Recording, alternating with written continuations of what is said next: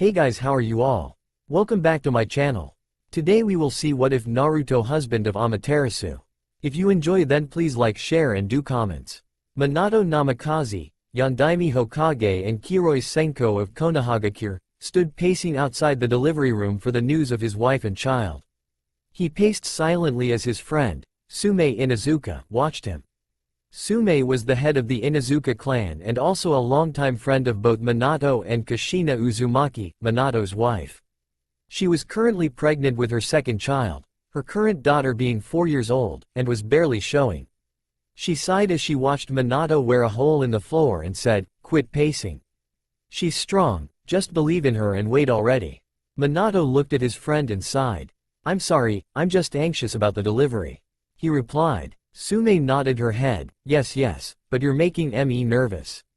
You can't do anything at the moment, so just sit and calm down for when you are needed, she replied. Minato went to open his mouth before the surgery light went off and both people turned to the door to see Tsunade of the Sannin walking out smiling brightly.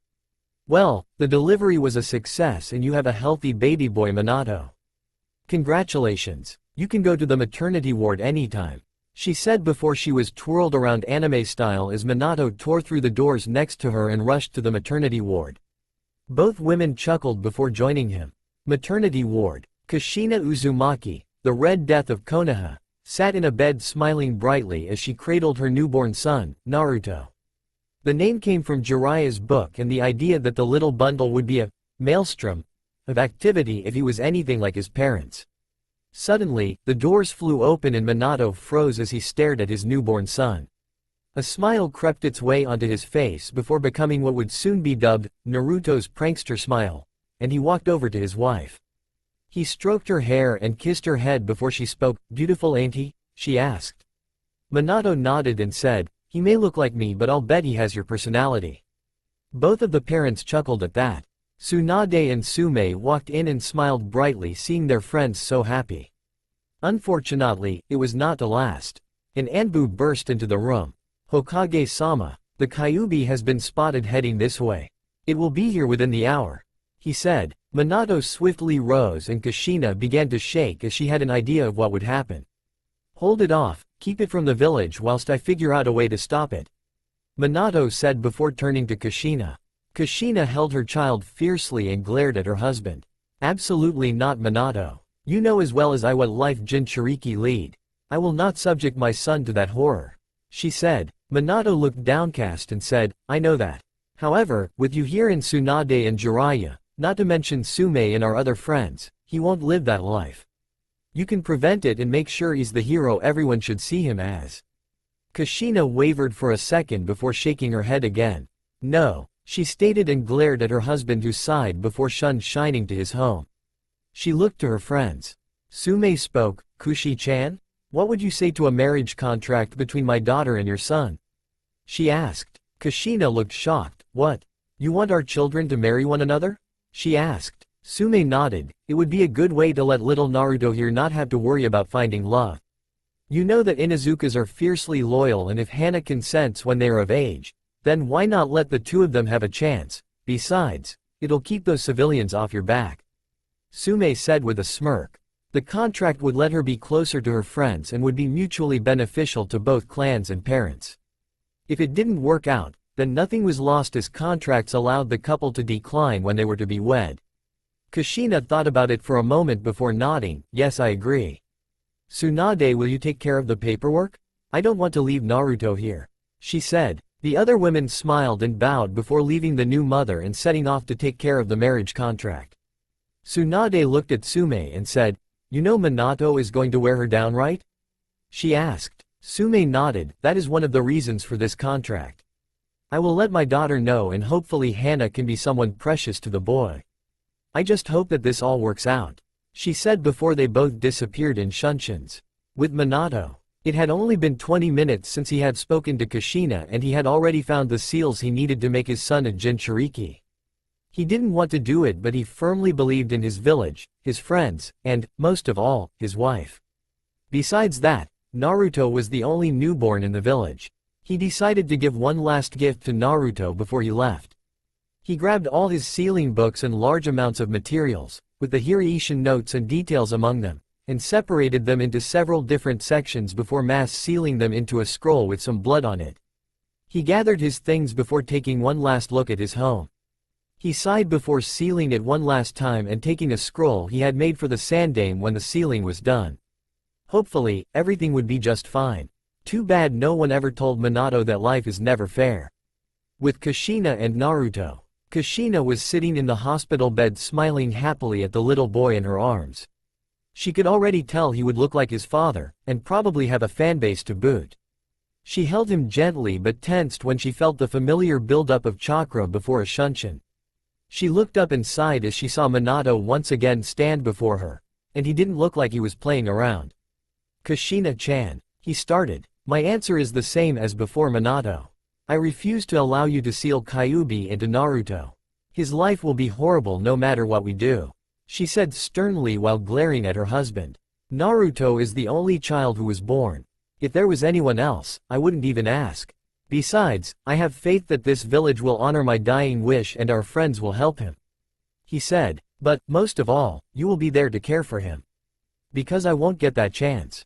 Please Kushina-chan, he begged. Kushina stared at her husband, a million thoughts rushing through her head. She looked down at her sweet, innocent baby boy and sighed. Promise me that if these people won't honor him that I can leave with him and not be pursued, she said with pleading eyes. She knew Minato wouldn't give up and there really was no other alternative. She just wished it didn't have to be this way. Minato nodded and quickly unrolled the scroll before adding it to the conditions he had given Sarutobi.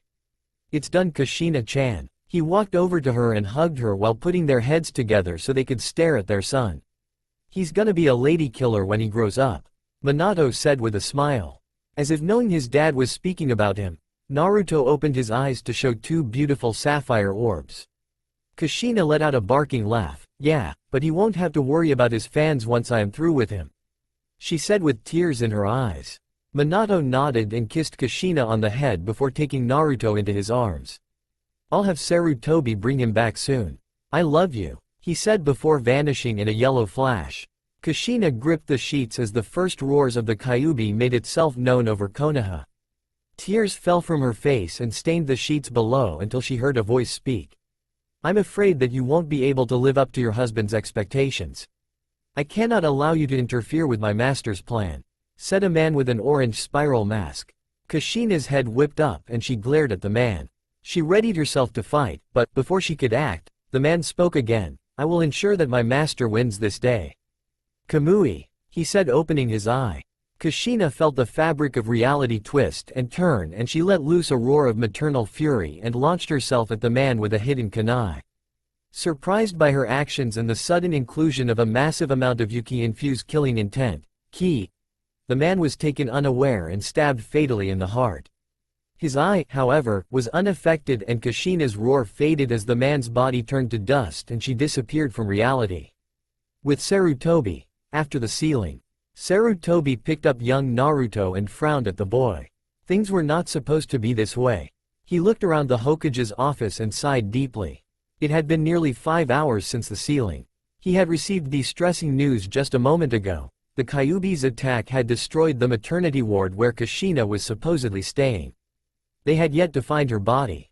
Tsunade had, apparently, seen the destruction and, believing that both Kushina and Naruto were inside, fled from Konoha almost immediately after 2 hours of searching the rubble. Now, he was once again the Hokage and he needed to report to the council about the Kyubi and the rumors of a demon child. He held no illusions that Naruto's life would never be normal, however, he did hope to give his surrogate grandson as normal of a life as possible. Minato would have wanted as much for his child.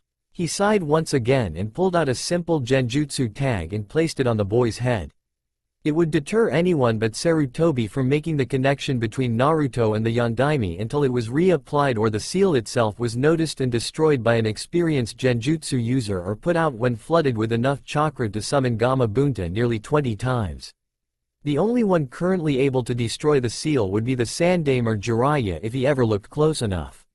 Sarutobi, still carrying Naruto, made his way through the tower, down some stairs, and through a pair of large double doors before being assaulted by the ruckus that was the Council of Konohagakure. The room quickly quieted, however, when they noticed the bundle in his hands. Some thought it was the demon child, civilians. Some thought it was an important child, clan heads like Sume.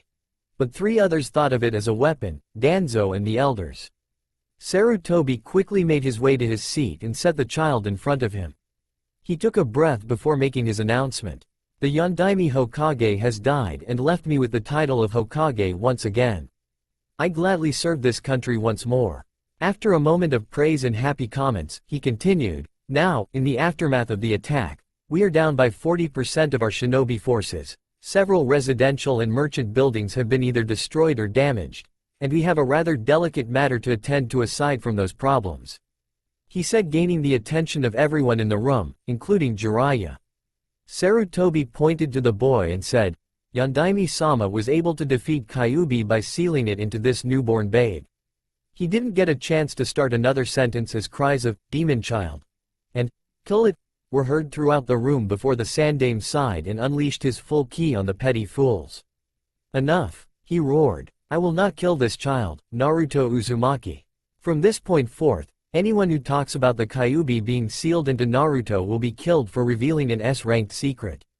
He said. Several people grumbled but ultimately gave in. Danzo, however, wasn't so easy to put down. I request the boy be put into my root program. We can have the boy be conditioned to serve only Konoha and to never question our orders this way. He could even learn to control the beast inside him. He said. Jiraiya and Sarutobi both glared at the man before the Sandame spoke once again.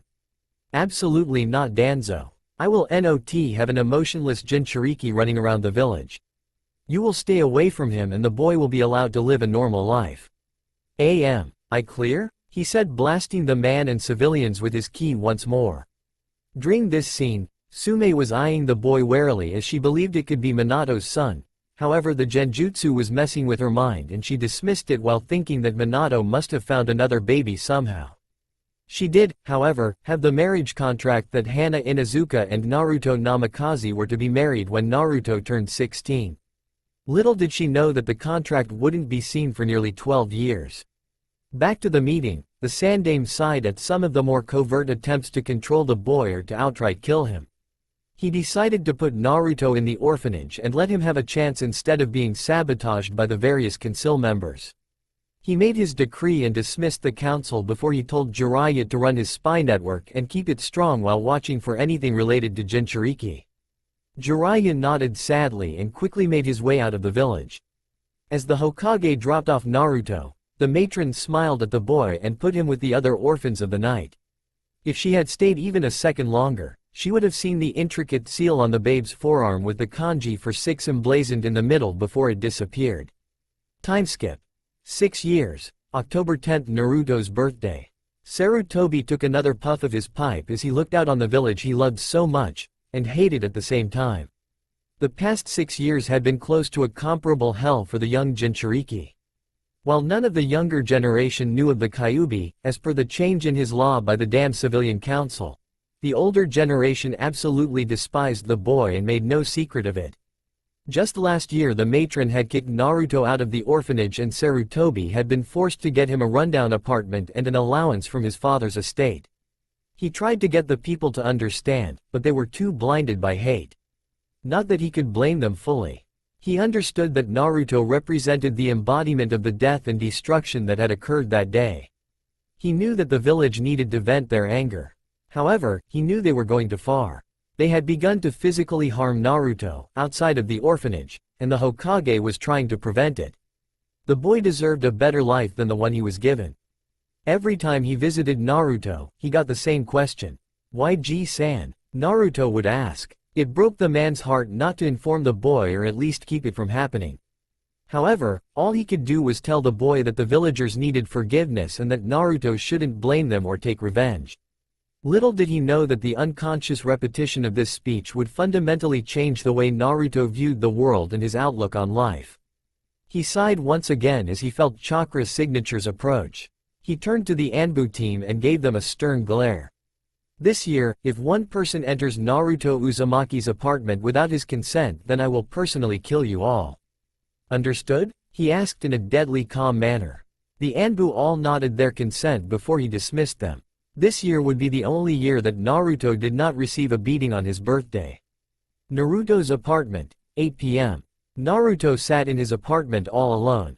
He stared at the small cupcake that he had been able to purchase, at an outrageous price of course, with the single candle atop it. He quietly sung, "Happy Birthday," to himself whilst the Anbu ignored him from the outside. None of them cared about him, they simply had to guard him. He sniffled and then started to cry softly after he blew out the candle. The entire village hated him and he didn't know what he had done to earn their hate. In the orphanage, he had always been hidden away when adults had come to adopt a child, always being told that a demon doesn't deserve parents. He had cried initially, but he eventually grew used to the degrading remarks. He hid behind a mask of happiness, always smiling, always laughing, over the slightest thing. He knew it was but a defense against the village, but what else could he do? Ever since he had been thrown out by the matron of the orphanage, he had lived on the streets for a month before one of the masked men found him and his Ji-san, as Naruto knew him, gave him this apartment. It was run down with only a small living room with a kitchen and bedroom attached with a bathroom inside the bedroom. He knew it wasn't much, but he was happy to know that his Ji-san cared enough to get him a place to live. He could only afford to buy ramen packets or, on rare occasions, to eat at Ichiraku's ramen bar. It was the only place in town that he could enter without being glared at, overpriced, or thrown out of. He smiled remembering the lunch the two ramen stand owners had given him and silently sent a prayer to Kami thanking them. Little did he know that a particular Kami was paying attention and she only wished she could do more. He remembered Ji-san always telling him to forgive the villagers, and while he didn't understand why he should, he took it to heart because it was the word of the old man who cared for him. Still, he knew the man was hiding the reason why he was hated and who his parents were. He had stopped asking simply because he knew he would not get a straight answer from the old man. Not that he didn't like the man, no he did, he just didn't trust him anymore. He finally stopped strolling down memory lane and grabbed his cupcake before slowly eating it. The only reason he ate so fast at Ichiraku's is so that he could leave and not affect their business, and so that no one can knock it away from him before he was done. In truth, Naruto liked to savor his food, not scarf it down like a ravenous dog. He sighed as he finished the cupcake and looked at the clock before heading to bed. He would be starting the academy soon and he would need his rest. He got into his room before he glanced down and noticed something on his arm. Now, luckily, the Sandame had been able to ensure that he received enough education so as to read and write at least moderately well. He noticed the kanji for 6 on his arm pulsing for a minute before a puff of smoke appeared and a book along with a letter addressed to Naruto appeared in his hands. He looked at the books before looking at the seal in time to see it pulse before settling back into his arm with a slight change. Naruto didn't know it at the time, but the seal had several compartments, and each one was more difficult than the last. Naruto would be able to gradually unlock the next level after mastering the current level of sealing that his father had given him. Naruto looked at the book once again before shrugging and grabbing the note. Dear Naruto, I'm sorry for what has been done and that I cannot be there for you. I hope you can forgive me and that these notes and books will help you. They contain all my vast knowledge on the art of sealing. Please follow in my footsteps and I will be watching from above. Naruto sat there a little perplexed at the vague message. He shrugged his shoulders and picked up the book titled, Sealing for Dummies Volume 1. He knew only one thing as he started on the first chapter of what promised to be something both entertaining and powerfully useful. He would honor the mystery man's wish. He would follow in this man's footsteps because, even though Naruto had no idea who he was placing his faith in Naruto, and Naruto had no intention of letting the man down. A 10-year-old Naruto was running, in his usual bright orange attire, from the Junin that was chasing him after his latest prank. He laughed loudly even as he ducked into an alleyway and the Junin ran right past him looking all around. Naruto stayed hidden for a good 5 minutes before he dropped his hange of a trash can and bursted out laughing again. He smiled remembering his latest prank. Several people would not allow Naruto to buy regular clothing or unspoiled food so he would prank them. His latest prank, a masterpiece, if he did say so himself, used an exploding tag set to go off from underneath a rack of clothing and turn everything into a myriad of neon orange to lime green colors. He had snuck into the store and set it up in the early morning and watched from a balcony across the street. That was how they found out that it was him who set up the prank. What no one knew was the real reasons behind these pranks was to test his abilities as a shinobi. He tested his stealth and infiltration by setting up the pranks, his intellect and observation by planning them, his speed and stamina by running from the various shinobi that would chase him afterwards. Everyone just thought they were cries for attention, which they did have that effect, but Naruto didn't do them for that. Hell, he even had the Sandame fooled. Ever since he had received those books on his 6th birthday, Naruto had realized that he was somewhat of a prodigy in seals. That paint bomb seal? Took him about 10 minutes to invent and keep all the bugs out of it. He had only studied seals for 4 years and yet he was an expert class according to the notes. With his prowess and ability, he would be a seals master by the time he was 12. Despite this revelation, Naruto hid it from everyone. Simply put, Naruto didn't trust anyone with the knowledge that he was actually good at something. Everything that was ever good in his life was stripped from him and destroyed. He wouldn't allow that with this. He trained in secret, at night and outside the village. He had found an old abandoned base with a desk that he could use. Apparently it had been used by some guy named Orochimaru, but Naruto didn't care. He did care, however, when he found Orotomi's, as Naruto came to call him, cursed seal nodes. Naruto had only been at a journeyman level with seals when he found it, but he understood the basic concept and idea of the mark. For a quick review, seals levels went from apprentice to journeyman to expert to master. Simple but effective. An apprentice could probably use seals but barely understood them. A journeyman could understand the basic seals and use most of the intermediate level seals. An expert understood everything up to intermediate level seals and could even use some, if not most, master seals. Finally, a master could do just about anything with seals, even use them in battle.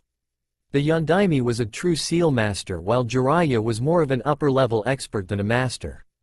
Naruto had found that he understood the curse seal and, recently, believed he could remove the accursed thing from anyone who wanted him to.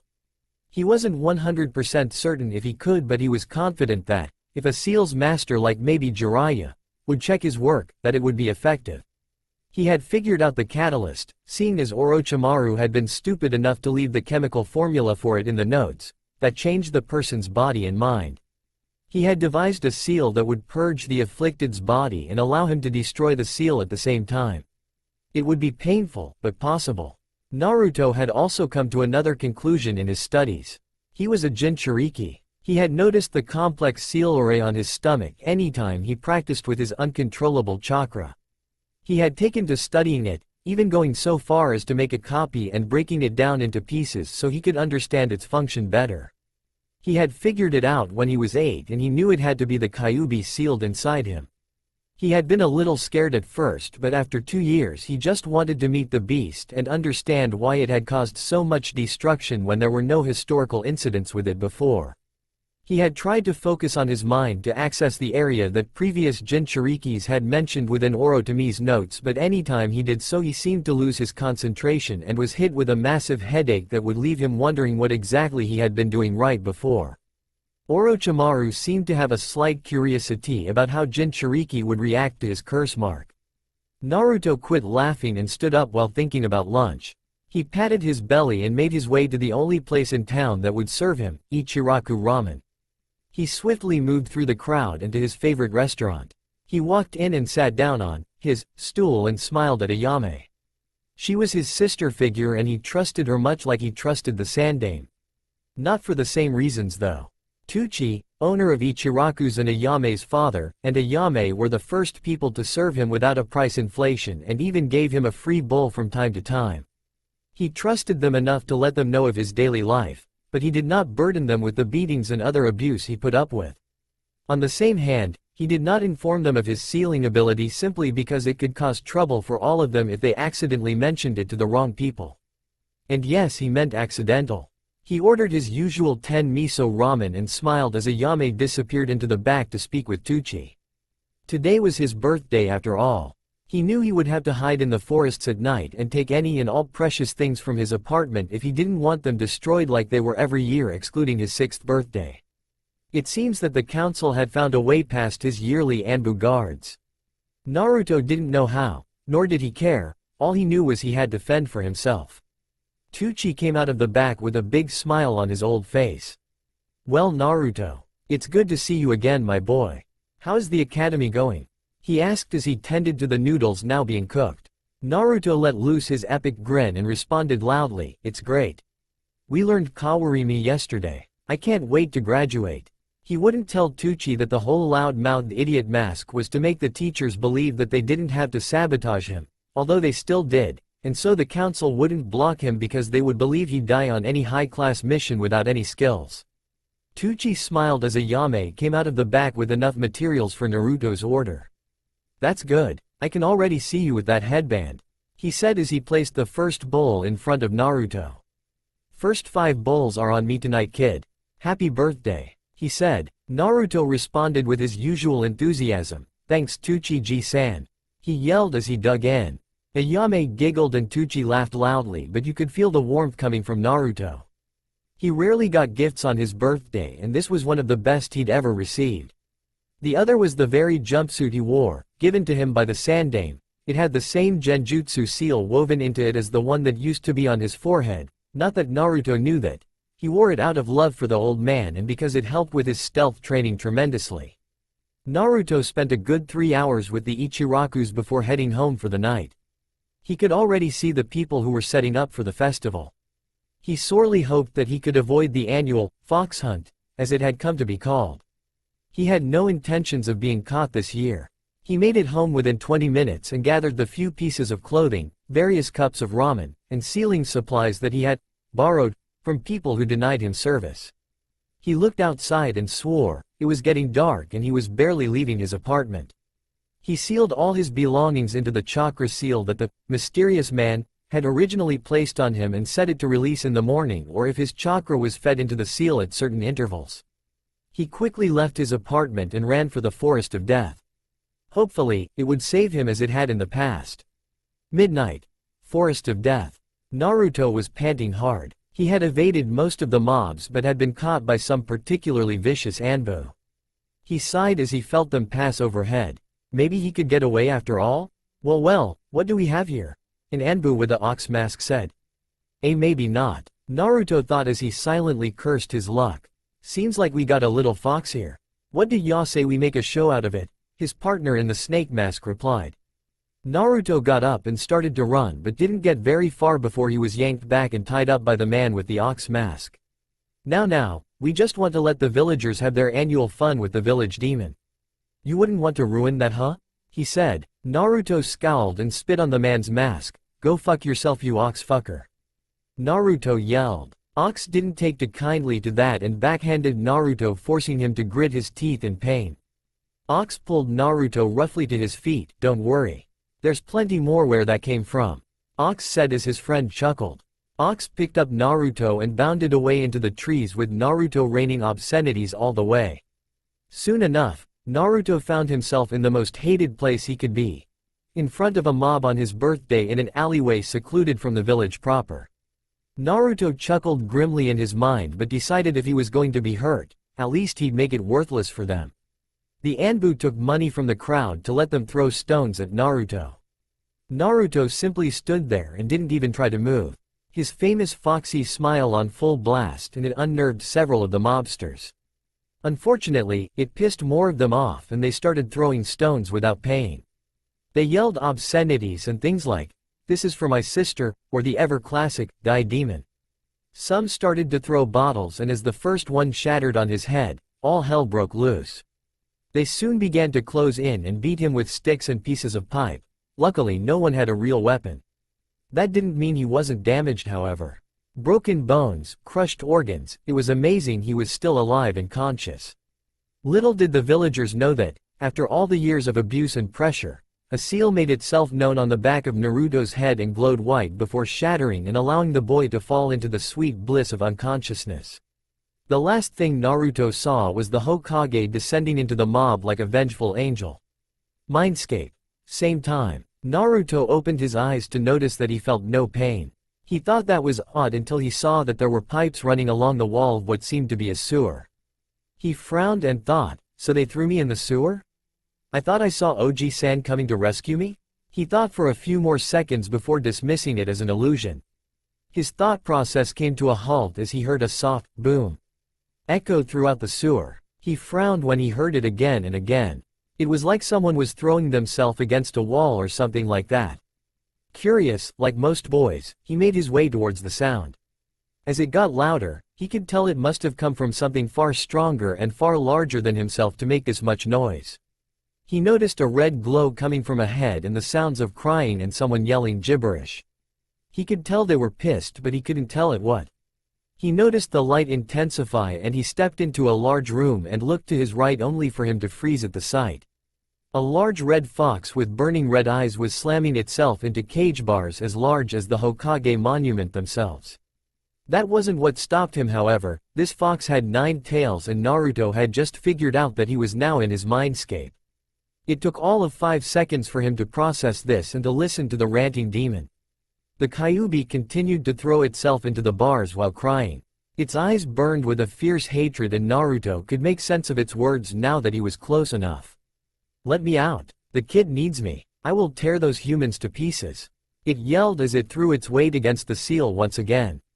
Naruto's eyes widened and then narrowed. "Why does it want to help me?" he thought. Please, let me help him.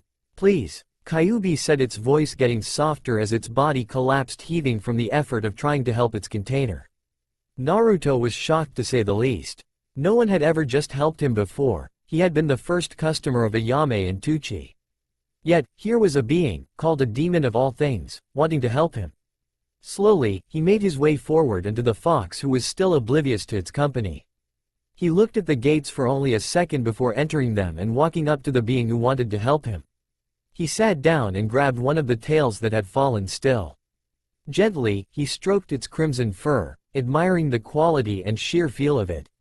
Soft, almost like velvet, Naruto thought with a soft smile. Kyubi's head shot up as, "I guess I can say it now, huh?" Her container stroked one of the vixen's tails. She turned its head and was shocked to see the boy. No man that was stroking her tail without a fear or care in the world. No being had ever gotten close enough to Kyubi without her permission before. Kyubi's eyes softened and lost the crimson glow as they turned into a deep shade of cerulean blue. "Yeah, I changed the color. Big whoop. Wanna fight about it?" Kyubi smiled brightly and spoke to the boy. "It would seem that my container is either bravely foolish or foolishly brave," she said softly, her voice becoming more feminine without her rage fueling it. Naruto appeared unfazed as he continued to stroke her tail. "Either is fine with me, Kyubi-san. However, I would like to know if what you said earlier is true," he said as his gaze turned and captured her own, all without stopping his actions with her tail. Kyubi's breath hitched as she stared into his eyes. Those eyes were far too old for a 10-year-old. Her gaze softened once again. "Every word, Naruto-kun," she replied. Naruto stared for a moment before stopping his hand and earning a groan of disappointment from the vixen. He smirked at her and she blushed, although he couldn't see it. Well, it seems the fabled Kyubi has a weak spot for her tails," he said as he stroked her tail once again, getting a low rumbling purr from the demoness. Kyubi gathered her thoughts and smirked. "So you figured out I am a female and have not made some stupid East remark. I'm liking you more and more, Kit," she replied as she curled up to put her snout directly in front of him. Naruto chuckled. "Women are more important than men. Without women, we would not exist, for it is the woman that bears and raises a child. The man only aids in the process. Although, some men do take their responsibilities more serious than others and some women forsake their duty, but we are not here to discuss which gender is better," he said with a smirk at his resident. Kyubi chuckled. "Indeed, Kit. I wish to offer you something. If you accept, I will be most happy for you. If not, then nothing is lost on my end," she replied as she got serious. Naruto looked at her for a moment before nodding and said, "Very well, but what do you expect in return for this offer?" Kyubi was taken aback by that statement and replied, "Kit, nothing. I have been awake for a week and, while I have not seen everything you have been through, why would you be so distrusting?" Kyubi could sense feelings coming from her container, but she could not look into his memories. Naruto was silent for a moment before replying, "No one has ever just given me something, Kyubi-san. Even Oji-san made me promise certain things when he gave me my own apartment. My birthday gifts are out of pity, not because they simply want to give me something." His voice was almost devoid of emotion as he spoke. It was obvious he did not believe anyone loved him. Kyubi frowned. She may have been an immortal demoness, but no one deserved to be unloved, unless they chose it, of course. Kyubi nodded and said, "Very well. My offer still stands. I wish to help train you. I will teach you what I know of chakra control and what few jutsus I do know, including shunshin and a few useful ones like kage bunshin. In return, I want nothing except your happiness. It is that simple. Take it or leave it, Naruto-kun. As a note, my name is actually Hikari." She dearly hoped he would take the offer. She wanted to see more of his life and help him. In just a week, she had seen the hatred he had taken, and having no one to love him was not something she would allow. She could see how kind he was to animals and the people who were at least neutral towards him. Naruto looked at her for a moment before nodding. She was about to speak when he spoke the words she thought she'd never hear. "Would you like to leave this cage?" he asked. Hikari blinked and stared at Naruto. What? She replied. Naruto continued to stare and responded, "I said, would you like to leave this cage?" I did not believe I would need to repeat myself. Hikari was stunned. He would let her out? Why would he do that? Naruto, that's... She couldn't answer. She knew the seal was strong. There was no way he could release her without destroying himself in the process. Naruto smiled softly, a true smile. "You are the first person to offer me something that I did not ask for. You are my friend and, even if you were not, I cannot stand to see a girl cry nor to see someone behind bars when it is obvious they do not belong there." He replied sincerely. Hikari smiled and her body glowed until Naruto found himself staring at what he would call a goddess. She was about 5 feet 8 inches with crimson red hair, 2 red fox ears with black tips, and those beautiful blue eyes. Her skin was a healthy tan color and she had 3 whisker marks just like Naruto. She had DD cup S and a slim waist that showed off her shapely rear and well-toned legs. She was wearing a beautiful red kimono and her 9 tails were splayed out behind her, red with black tips. Naruto gawked for a second before he heard Hikari giggling and he moved his stare into her eyes. He refused to be a pervert. She smiled at him, "Like what you see?" she asked as she gave a twirl to show off her form. Naruto simply nodded dumbly. She giggled again and Naruto found the sound to be like soft bells in the wind. "You were saying, about getting out of the seal?" she asked. Hikari's voice will be normal in her human form. Naruto nodded. "I studied the seal extensively. It won't allow you to leave with your power without killing me, but that doesn't mean you can't leave and then have me provide the power to you, nay?" he asked with a smirk. Hikari stared for a second before looking down. "You haven't even asked me why I attacked or anything.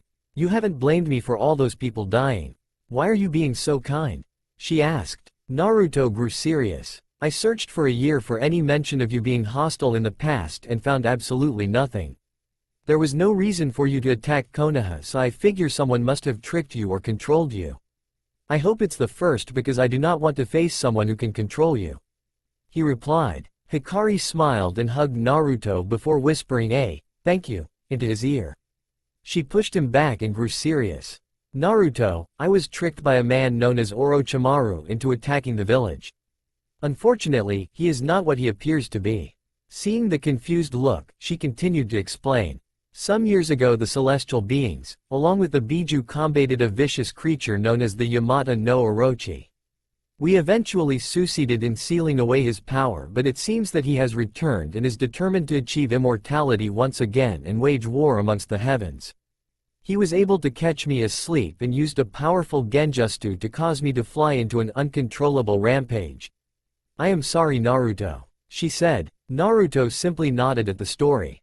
"That explains that," he said. "Now, to get out of the seal, I'm going to need your consent to separate your body and your power for a time. You can come and go inside the seal once this is complete, but, as I understand the seal, you cannot die so long as even 1% of your chakra is inside me. You will return when your chakra runs out and you will have to stay in the seal until it recharges. Luckily, your body will have enough so you could stay out indefinitely if you used only everyday chakra," he explained. Hikari nodded. "Listen, Naruto. I wanted to ask your permission to see your memories. While I could just do it, I feel it would violate your privacy and I don't want to do that," she said. Naruto raised an eyebrow but smiled and said, "Thank you for asking, Hikari-chan, but why would you want to see my memories?" Most of them are not pleasant. His voice became sad and lonely at the end of that sentence. Hikari frowned and said, I want to get to know you a little better. Besides that though, I was thinking about making a contract with you and I was hoping to see something in your memories that would help me cater the contract to you. Naruto's eyes widened but he was curious. This contract, what is it? He asked. Hikari looked at him and replied, basically? It's an agreement between the two of us that I grant you a specific power and you do something for me in return. It's actually how most bloodlines were created. Oh, and it would also serve to give you control so I could get out of this seal. She replied. Naruto's eyes took on a devious glint that sent a shiver down Hikari's spine. It reminded her of herself when she was thinking of something fun. So you could give me a bloodline? He asked. Hikari nodded. If that's what you want, she said. Naruto thought for a second and slowly added up the pros and cons. Finally, he nodded to Hikari. Very well. I'll allow you to look, but please be careful. I'd rather not have to relive something because you get curious. He replied. Hikari smiled brightly. This was a major sign of trust and she was hoping to get that. Apparently being inside him at birth had helped somewhat. Okay, you won't have to relive anything. I'll just go through it now that you gave me the go-ahead. She replied and closed her eyes before a tendril of red chakra went down the hallway and into a door. For almost 2 hours, Hikari watched everything Naruto went through and was horrified. She couldn't explain how much damage these villagers had done and she wanted to tear several limb from limb. When all was said and done, she collapsed and cried into Naruto's chest, who simply held her and whispered to help her deal with it. She finally stopped crying and looked at Naruto. I believe it's time for that contract, Naruto. She said with puffy eyes and a smile on her face. You mean it? Naruto said, acting a bit like his goofy self at the prospect of a bloodline. Hikari nodded her head. Definitely, I even have an idea for a bloodline if you want. She replied. Naruto nodded his head as he hadn't thought of anything particularly viable. Since you get attacked so much, how about a defensive bloodline to help you not get hurt? She suggested. Naruto cocked his head to the side as they sat on the floor Indian style. Yeah, but how? I mean, it's a great idea, but just how do we stop things from hurting me? He asked. Hikari put her finger to her chin in a thinking position and thought for a moment before snapping her fingers. I got it, she said. We will allow you to change your skin into an adamantium-like armor. I'll even make it resistant to jutsus to a certain extent. The only downside is that lightning jutsu would be extremely effective against you when your bloodline is active. She explained. Naruto thought for a few seconds before his grin grew to epic proportions. Great idea, Hikari-chan, he said enthusiastically, missing the blush that came to Hikari's face. Hey, when you see all of someone's life before your eyes, wouldn't you get a little attached too? Besides, her mind was already thinking of things she could clear his throat, take care of, to make sure he's something every woman would want. She came back to the real world just as Naruto asked, so what would you want in return for this, Hikari-chan? I know you can't just give it to me. Hikari chuckled and sauntered over to Naruto, who suddenly had a very bad feeling about what she would want. What I want, Naruto-kun, is very simple. You see, finding a mate is a very tricky ordeal because I am very picky. Also, I can't mark you as my eternal mate because my power is inside you, so I don't have the strength to do so. Naruto's feeling got even worse as she was now face to face with him and breathing hotly onto him. My want, Naruto, is for you to make me your lover when you come of age, in other words, be my mate. She said with a bit of lust in her voice at the end to accentuate her point. Naruto gulped as he felt her body be pressed against his and her lips softly caressing his own. He slowly relaxed and enjoyed the kiss only to feel her break off and look at him smirking. Naruto nodded in consent and said, fine fine. It's a deal, Hikari-chan. Don't know why you'd want me though. He spoke softly at the end. Hikari just giggled and said, by the time I'm done with you, you won't be asking that question again. She said with a slightly perverse smile that Naruto didn't know whether to be happy about or be scared of. Now, let's get to work. A.N. Get used to the perverted girls because it's going to be a theme. Cue perverse giggle from Hikari. Time skip. 2 days. Sarutobi Hiruzen was having a horrible 2 days. First, his paperwork was so bad that he couldn't visit Naruto on his birthday. Then, he finds out that a mob has somehow caught Naruto outside his apartment on his birthday. Finally, he arrives on scene only to see his surrogate grandson being beaten to death and, when he takes him to the hospital, he had to threaten people to heal him. That was only day 1. Today, he spent 3 hours in the council room with the idiotic civilian council and the apathetic clan heads, as they ranted and raved about how the demon had done some damage or other when Sarutobi knew it was a load of bullshit. When he finally dismissed them, it was noon and his paperwork had built up. He had been so tempted to burn it all. Instead, he had brought it with him as he had gone to the hospital to visit Naruto and, hopefully, apologize for the attack once again. He had watched for years as the village took its hate out on Naruto and had tried to help Naruto cope with it. He had been somewhat helpful, but he still didn't think that Naruto fully trusted him. He didn't know why, just call it a gut feeling. He had arrived at the hospital and proceeded to Naruto's room. He entered only to see him still asleep and hooked up to the various machines. He spent most of his afternoon there and surprisingly felt several small chakra pulses from Naruto. Before he could have it investigated by the doctors, however, Naruto stirred and began to wake up. This prompted Sarutobi's full attention because he didn't know if Naruto had met the fox. He had never been unconscious for more than a few hours, so it was logical to assume that something kept Naruto from awakening. He stared as Naruto's eyes opened and smiled when Naruto yelled out with his usual enthusiasm. "Hey Oji-san," Naruto yelled. Sarutobi chuckled before he responded, "This is a hospital, Naruto-kun. Please keep it down, but it is good to see you again. Although I wish it were under better circumstances," the Hokage said. Naruto chuckled and apologized. Sarutobi grew serious and said, "I'm sorry once again, Naruto-kun. You should not have to wake in this hospital," and yet he never got to finish as he felt Naruto's glare. "I love you, Oji-san, but if you give me one more speech about forgiving the villagers' ignorance, then I'm gonna take your pipe and shove it down your throat," Naruto said in a half-serious half-playful manner. To say Sarutobi was shocked would be an understatement. He was absolutely flabbergasted. Naruto would never threaten him. Just as he was about to accuse the impostor or look for some genjutsu or prank, Naruto spoke again. "I don't have the villagers, Oji-san. I'm simply tired of hearing the same thing every time I'm in the hospital. I know they hate me for something, but I just can't understand what it could be." Naruto said, his head going down in sorrow. Sarutobi looked sorrowfully at the boy. It was definitely Naruto to not hate the villagers, so it had to be him. Besides, he could feel the Kyubi's chakra that lingered after healing the boy now that he focused on it. He considered telling the boy his burden here and now, like he had every time Naruto was in the hospital, but mentally shook it away and simply hugged the boy instead. Mentally, Naruto and Hikari were laughing up a storm. Literally, there was a storm in Naruto's mind of mouths just laughing. "Kid, you could start your own acting company. I can't believe the old man is falling for this," she told him. "I know. Kami no shinobi my ass. He can't even see through a 10-year-old's bullshit," Naruto thought back as he hugged his grandfather. Honestly, Naruto didn't want to lie to the old man, but if the Hokage was keeping secrets, then why shouldn't he?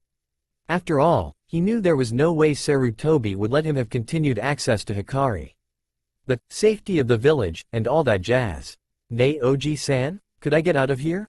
Naruto asked as Sarutobi pulled away. Sarutobi smiled softly and picked up his chart.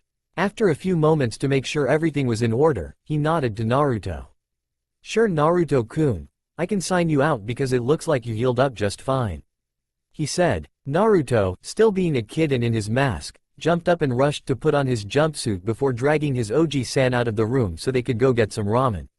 They quickly checked out of the hospital and headed to Ichiraku's for some dinner. Naruto kept up his mask and was able to throw off Sarutobi from remembering about the chakra pulses in the hospital room.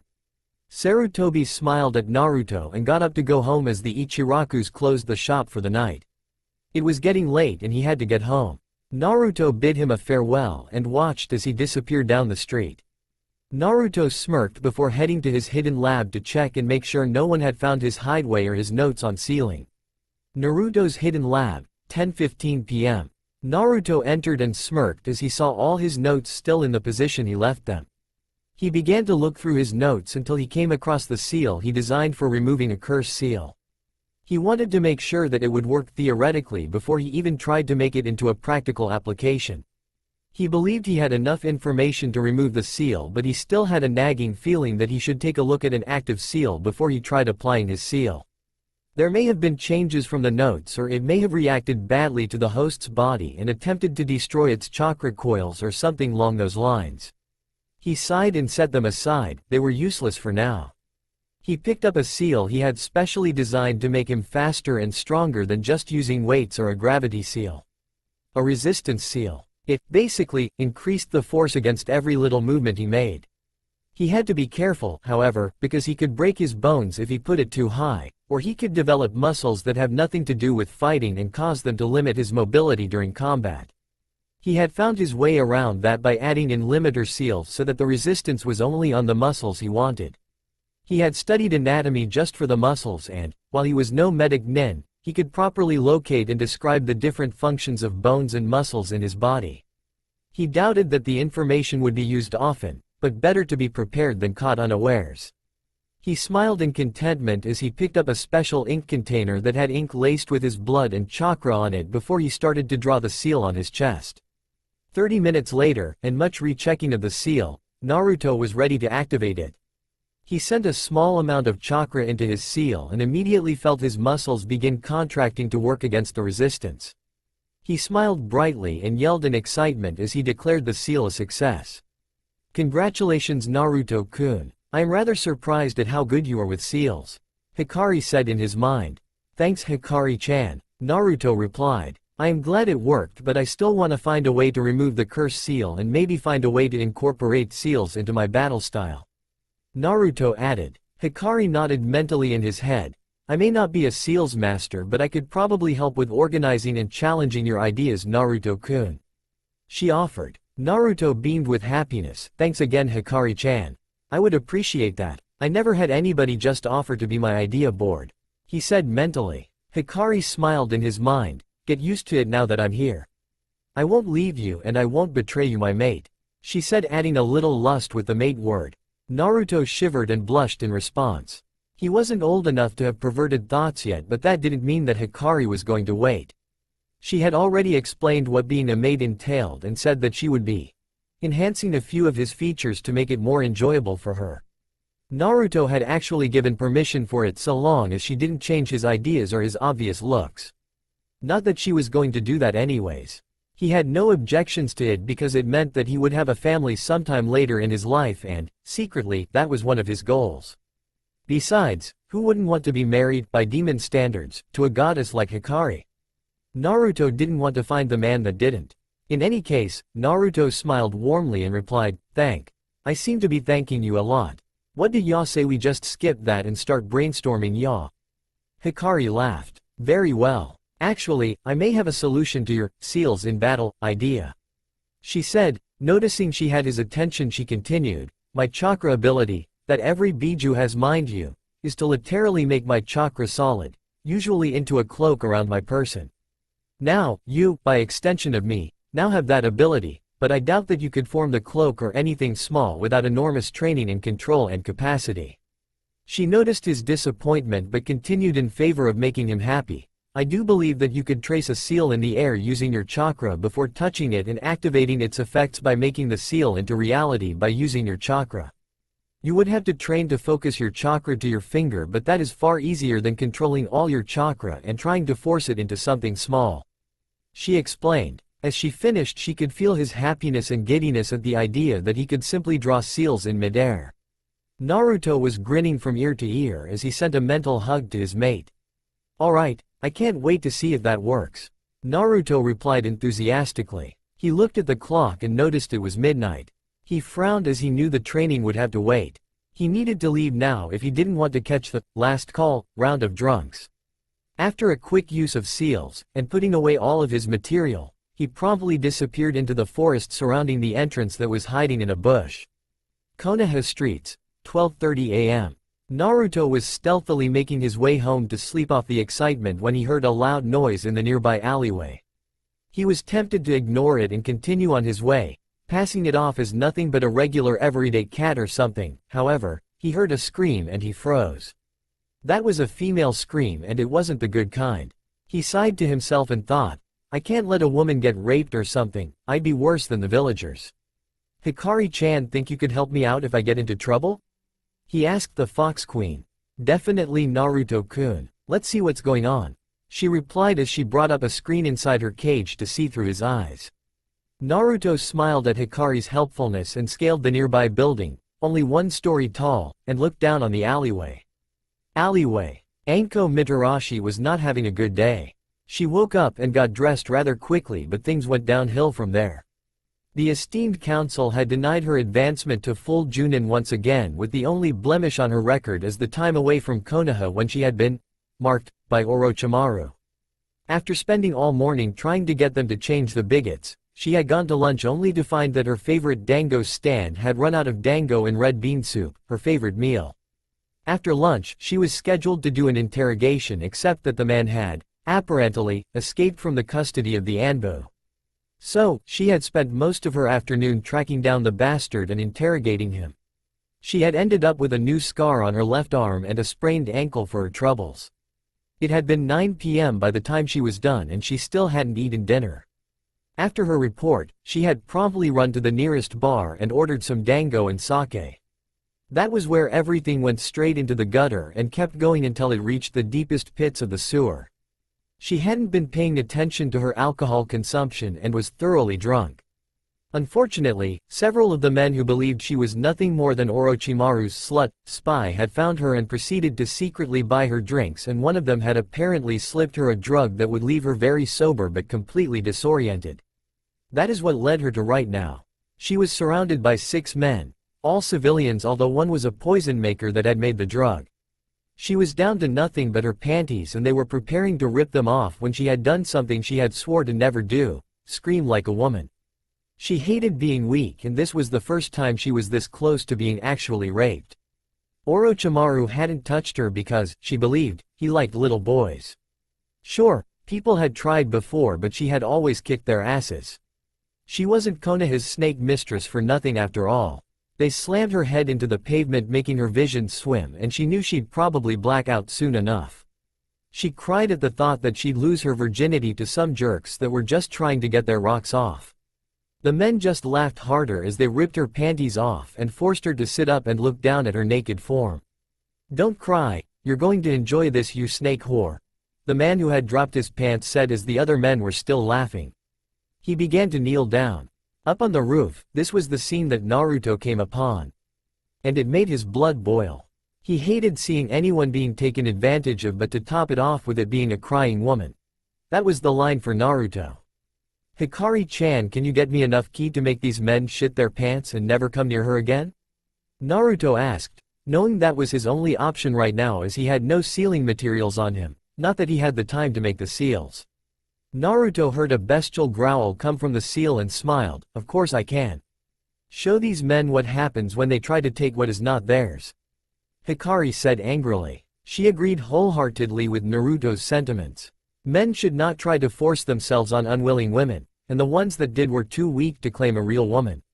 Naruto noticed the man getting closer and focused all his ki on that one, whilst Hikari helped to guide her own against the others. Needless to say, the effect was instantaneous. The men stopped and started to shiver, and Naruto smelled several disgusting smells as the men did exactly what he wanted: shit themselves. Naruto felt Hikari put some of her chakra into his body and smirked at the looks on the men's faces as they came to face what they believed to be a demon.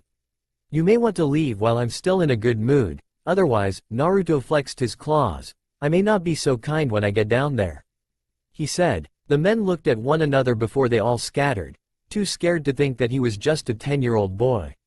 Naruto jumped down into the alleyway and felt the demonic chakra recede. Luckily, Hikari had kept the output so low that no one had noticed it. He looked at the woman before quickly gathering the fishnet shirt, shin guards, skirt, and trenchcoat and put it in her lap. He saw her look up at him before her eyes rolled into the back of her head and noticed the bump forming on the back. He panicked until he heard Hikari's voice, "Put your hand on her head, Naruto-kun."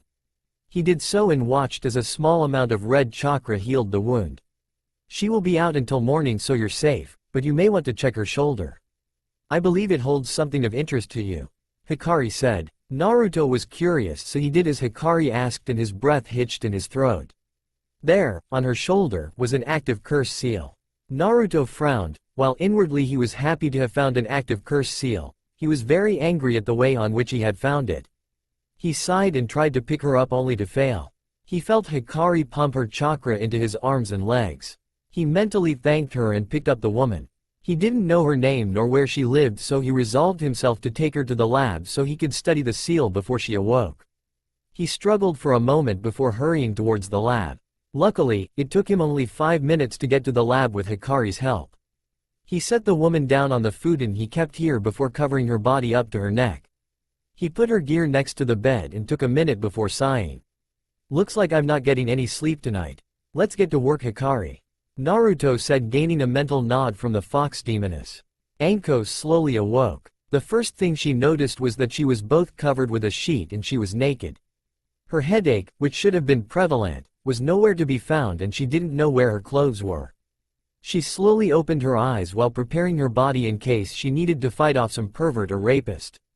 What she saw, however, she was not expecting. She opened her eyes and looked to her right only to see her clothes and equipment. She looked around and noticed she seemed to be in an underground bunker of some sort. She scanned the room, taking in the mostly empty space, except for a few filing cabinets and a door that seemed to lead into a hallway. She kept going around until she came upon the desk that was littered with different papers. She couldn't read them from here, but she could see a few hanging off the edge. She silently got up and got dressed with all her gear. She didn't remember coming here, but everything was hazy from the time she took her first drink till now. She quietly made her way to the door until she heard another door slam in the distance. Her heart raced and she tried to figure out what to do. Finally, her instincts kicked in and she quickly used her chakra to hang onto the ceiling directly over the door and wait for whoever it was to come into the room and interrogate them.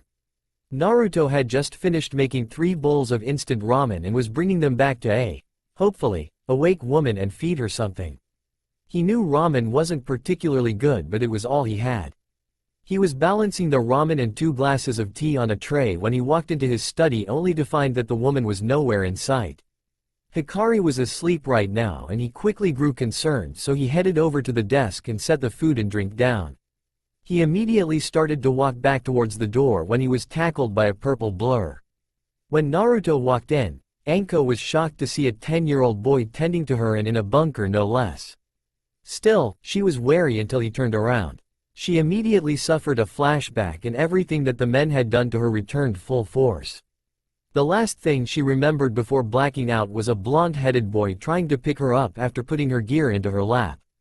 After freezing for a moment, and thinking for one more, she quickly decided on a course of action and sprang. Naruto rolled with the purple blur until he found himself being pressed into the futon by the very woman he was about to go look for. He stared up at her until he found a kunai at his throat. Immediately, his demeanor changed and he glared at her with as much ki and unrestrained hate as he could muster, which was a very large amount considering what he put up with daily in Konoha. Anko was shivering. If she hadn't faced Orochimaru's ki, she would have been knocked out by this kid's ki. A kid, not even out of the academy, could produce enough ki to rival a Sannin. That was damn impressive and it caused Anko to rethink her plan. She had originally intended to interrogate the kid on what he was doing, but now she was impressed and a bit curious as to just why this kid could produce so much ki. She took a closer look and gasped. She had the Kyubi gaki. Oh, this was so not good. The Sandaime would kill her if she hurt him. Naruto cleared his throat, gaining Anko's attention. "You know, this is an awful way to treat someone who saved you from being raped," he said coldly. Anko chuckled nervously. "I know that. But why did you save me?" she asked, genuinely curious as she removed the kunai from his throat, although she didn't let him up.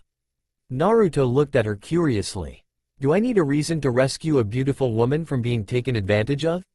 he asked seriously, his cold edge slightly abated with the kunai gone. Anko blushed, in both embarrassment and from the compliment, as she remembered that he had saved her and hadn't done anything to her while she was knocked out. "Sorry, I'm just not used to people helping me. Normally, no one would care, so I was curious as to why you would," she said as she let him get up. Naruto stood up and stared at her for a moment before extending his hand. "Naruto Uzumaki, And considering my reputation, you should know the answer to your question," he said. Anko smirked and grabbed his hand. "Anko Mitarashi, Y and single snake mistress of Konoha at your service," she replied. Naruto shook her hand and let it go. "So I'm assuming you knew Orochimaru before his betrayal, and that's why those men called you a snake whore?" he asked bluntly. Anko winced but hid it behind her mask and smiled brightly before saying, "Nah, you do one guy in his office and word gets around even when you threaten him and his friend to remove their unmentionables," she replied with her usual gusto. Naruto frowned as Hikari woke up in his mind. "She is hiding her pain just like you, Naruto-kun. Perhaps you should help her with it?" Naruto sent a mental shake of his head. "I'd have to remove that seal and, after studying it, I need to add a few things to remove and destroy the piece of Orotomi's soul, otherwise she'll die as it is now." Hikari sent a mental nod back as Naruto decided to continue to be frank with Anko.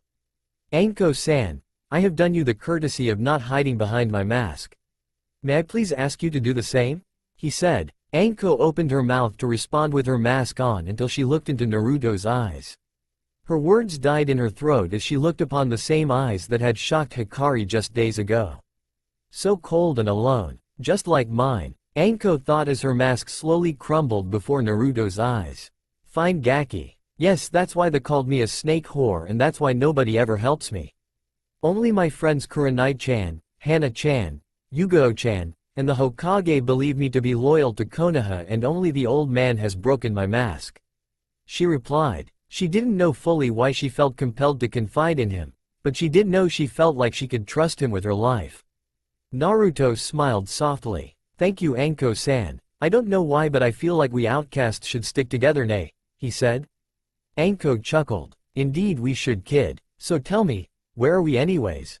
she asked. Naruto frowned. "We are in an underground bunker I found and used to study my passion.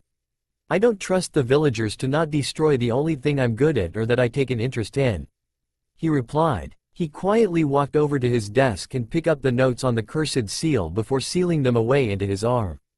Anko looked at him curiously. "And that would be?" she asked. Naruto looked at her, sizing her up. "Tell her, Naruto-kun. It may help you to win her full trust if you show her some of your own." With a mental nod, Naruto spoke. "Promise not to reveal where this is and what I'm working on to anyone." "Even the Hokage?" he asked. Anko was, once again, surprised by the boy. He really was secretive. Still she could defend herself. "He can't." She nodded. "I promise on pain of death not to reveal it," she replied. Naruto nodded in appreciation. "Sealing," he replied. Anko raised an eyebrow. "Sealing is a difficult art.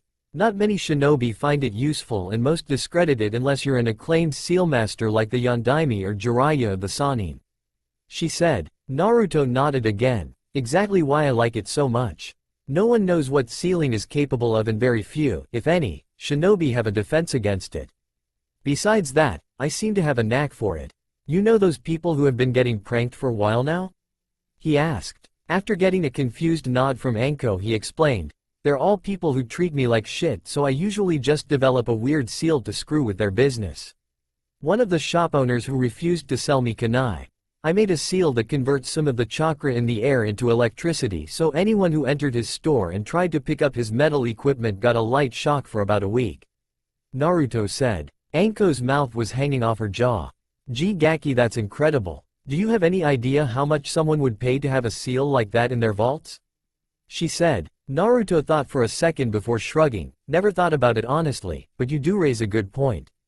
Maybe I should find someone to sell my seal so I can get out of that rat hole everyone calls my apartment?"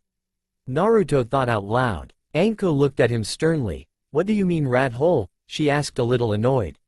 Abuse on the streets was one thing, but she believed that everyone's home should be their safe area. Naruto shrugged. "I've always lived there ever since I was kicked out of the orphanage when I was 4. He replied, dodging the question. Anko wanted to glare at him but sighed instead. "Fine fine, you don't have to answer me." She eyed him up and down before speaking again. "You're in the academy, aren't you?" she asked.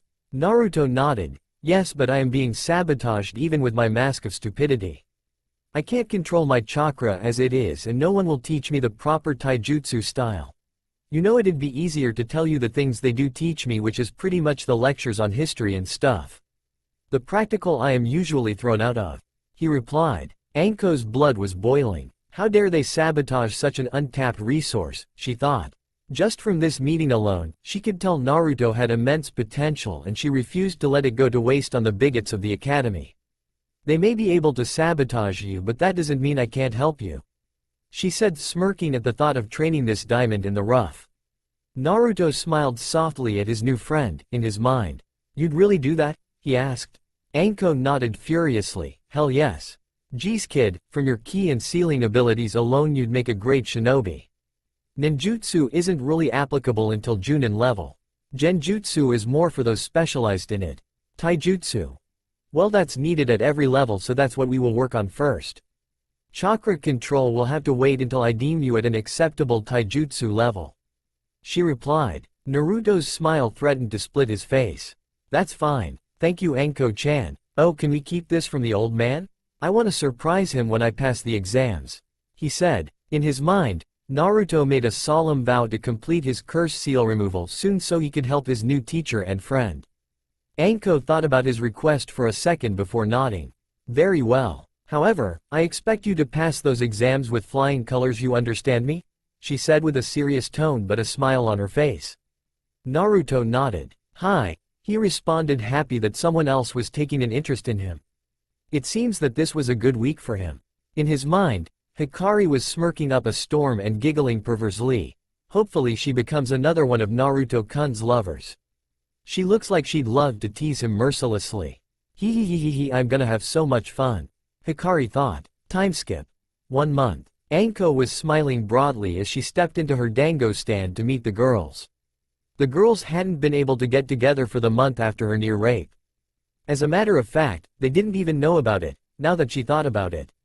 She shrugged mentally before noticing all her friends sitting at their usual table.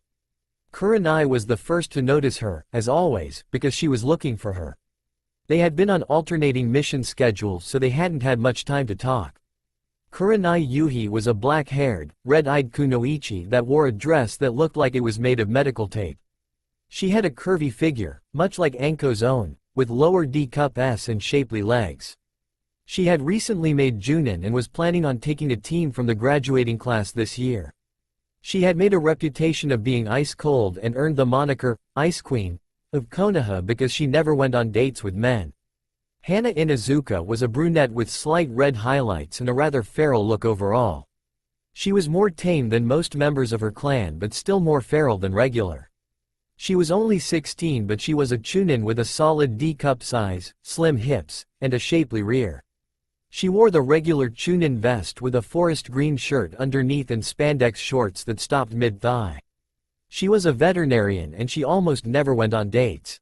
She turned down most guys because none met her standards. Yugo Izuki was another purple-haired woman who was also a kenjutsu master and an anbu. She had a perfect hourglass figure that all the girls were slightly jealous of with DD Cup S. She had a boyfriend named Hayate Gecko who was also a kenjutsu master. She wore standard anbu pants, shirt, and sandals. She also happened to be one of the anbu that watched over Naruto and never shirked her duty. Anko quickly sat down and ordered an obscene amount of dango. She didn't drink any sake because of what nearly happened last time.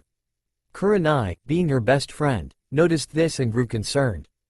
Anko-chan, are you okay? You never have dango without sake, Kurenai said. The other girls looked at the nervous Anko who replied, yeah, but I just didn't want sake today. The other girls gave her a skeptical look. Come on, Anko-chan, we all know you never have dango without your sake. What's the matter? Hana said, trying to get her friend to spill the beans. Anko looked nervous. She did not want to tell her friends that she had nearly been raped only to be saved by a boy, who she considered to be more of a man than 9/10 of the village, who she was now training. Well, I guess we could just tell Ibiki that you still sleep with a stuffed snake you affectionately call. Yugo never got to finish her sentence because Anko had covered her mouth before sighing. Fine, you win, she replied. She noticed the smirks on their faces before she opened her mouth again. Promise not to tell anyone? She asked. She received 3 nods as her answer. She sighed before she began telling the story from her point of view up until she passed out. So, I had a pretty shitty day and I decided that a drink was in order. I went to the nearby bar and proceeded to get stone-faced drunk. Unluckily for me, there were 6 jerks that just wanted to fuck me, so they slipped a drug into one of my drinks. Kurenai glared at her friend. You know that men are always after you, more than normal anyways. Why would you let yourself get so drunk as to not notice? She asked. Anko frowned. I was having an off day, okay? Besides, I don't consider all men to want us as nothing more than breeding machines, unlike you. She replied. Before Kurenai could respond, Hana interposed herself. Look, we aren't here for a philosophical debate on men. Anko-chan, please continue, she said. Kurenai was quiet, for now. Right, where was I? Oh yeah, so they drugged me and got me outside into the alleyway.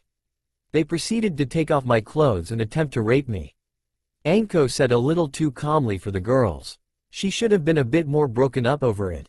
Still, they kept quiet because they wanted to hear what happened. I say attempt because, before they could do anything else, they all shit themselves and ran off. I swear I was never more scared and relieved than I was before I passed out. The last thing I saw was a mop of blonde hair. Next thing I know, I wake up in a hotel room completely fine with a note saying to be more careful next time. She said amending what really happened so her friends wouldn't go digging into it and found out it was Naruto-kun who saved her. So nothing bad really happened and you're still? Hana said curiously. Nothing bad? Kurenai said a little louder than she meant to. She was almost raped and she was ally assaulted. This is why men are absolute pigs. Kurenai said with disgust. Yugo rolled her eyes. Give it a rest, will you? Not all men are pigs. Most, but not all. Besides, Anko came out of it fine and there was the person who saved her.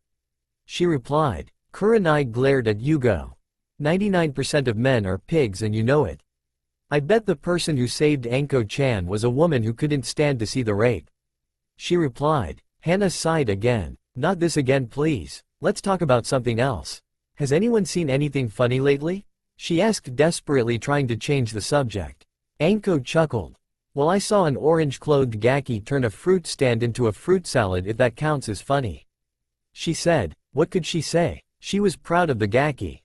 He had taken to her training like a fish to water. Scratch that, like a sponge to water. He absorbed what she taught with a zeal that made Orochimaru seem tame in comparison. Not that she would ever compare him to that Teme. Naruto had come a long way from his brawler style when they started. He was able to take her snake style and change most of the basic katas to make his own style that he liked to call Yuriken, meaning back fist. He mainly focused on dodging or blocking strikes and delivering devastating counter-strikes. He had a few offensive katas, but they were mostly basic ideas at this point. He was, by no standards, an expert, but he could pass for a mid-level genin and she expected he could probably fight off a chunin if he was prepared with his seals. She had also been able to help him with his stealth and chakra control. He was able to do water walking rather well but still needed to work on it. His stealth was easily Anbu level, as even she had trouble finding the blonde-haired nuisance when he really wanted to hide. When he changed into clothes that didn't make him a neon sign, he could probably infiltrate the Hokage tower and get away with it.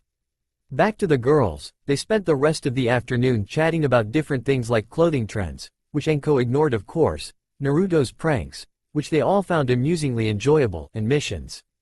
They parted ways around 5 p.m. and Anko made her way to meet her unofficial student. She expected much out of him and hoped to see more progress soon. Time skip. 1 month, 2 months since Naruto met Anko. Naruto was in his lab when he suddenly jumped up and yelled, "Eureka, I did it," in a very un-Naruto-like way. He started to dance around until he heard chuckling coming from his head. Congratulations Naruto-kun, you have successfully completed the seal to remove Anko's blemish, Hikari said with a tone of mirth at her cantainers and mates' actions. He could act like such a child when he was excited. Naruto scratched the back of his head. Hee sorry about that. But thank you. It would have taken another month without your help, he thought. He only got a mental blush from the praise before he started cleaning up his lab and thinking of ways to tell Anko about both Hikari and the seal. Hikari and Naruto chatted back and forth for an hour before deciding on a course of action. They didn't want to frighten their new friend and lose her help. They decided that telling her about Hikari first would be the best idea. She would probably overreact to the fact that he could remove her curse seal and not let up until he did it. Naruto nodded in acceptance of the plans they made and immediately set up the lab to remove her curse seal.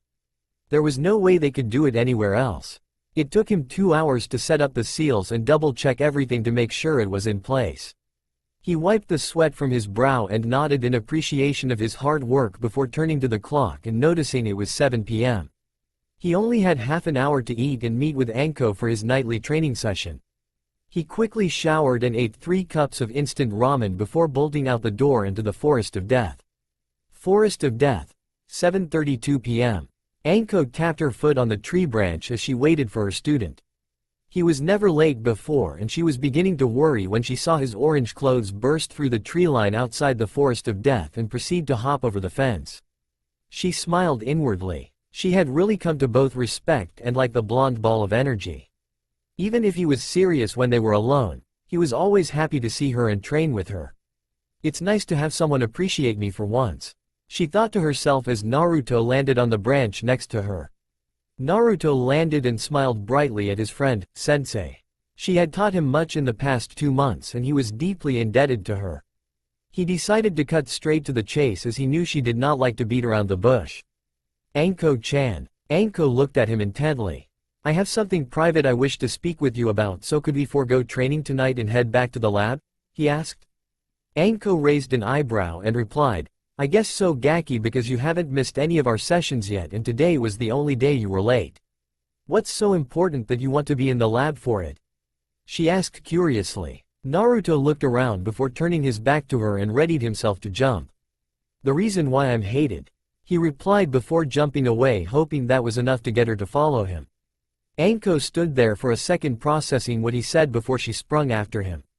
Did someone tell him he was the Kyubi? Oh god, I hope not.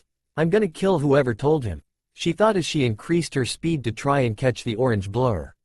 Naruto's lab. 7:45 p.m. Naruto landed and immediately went inside before setting up the 2 chairs he had in the main room.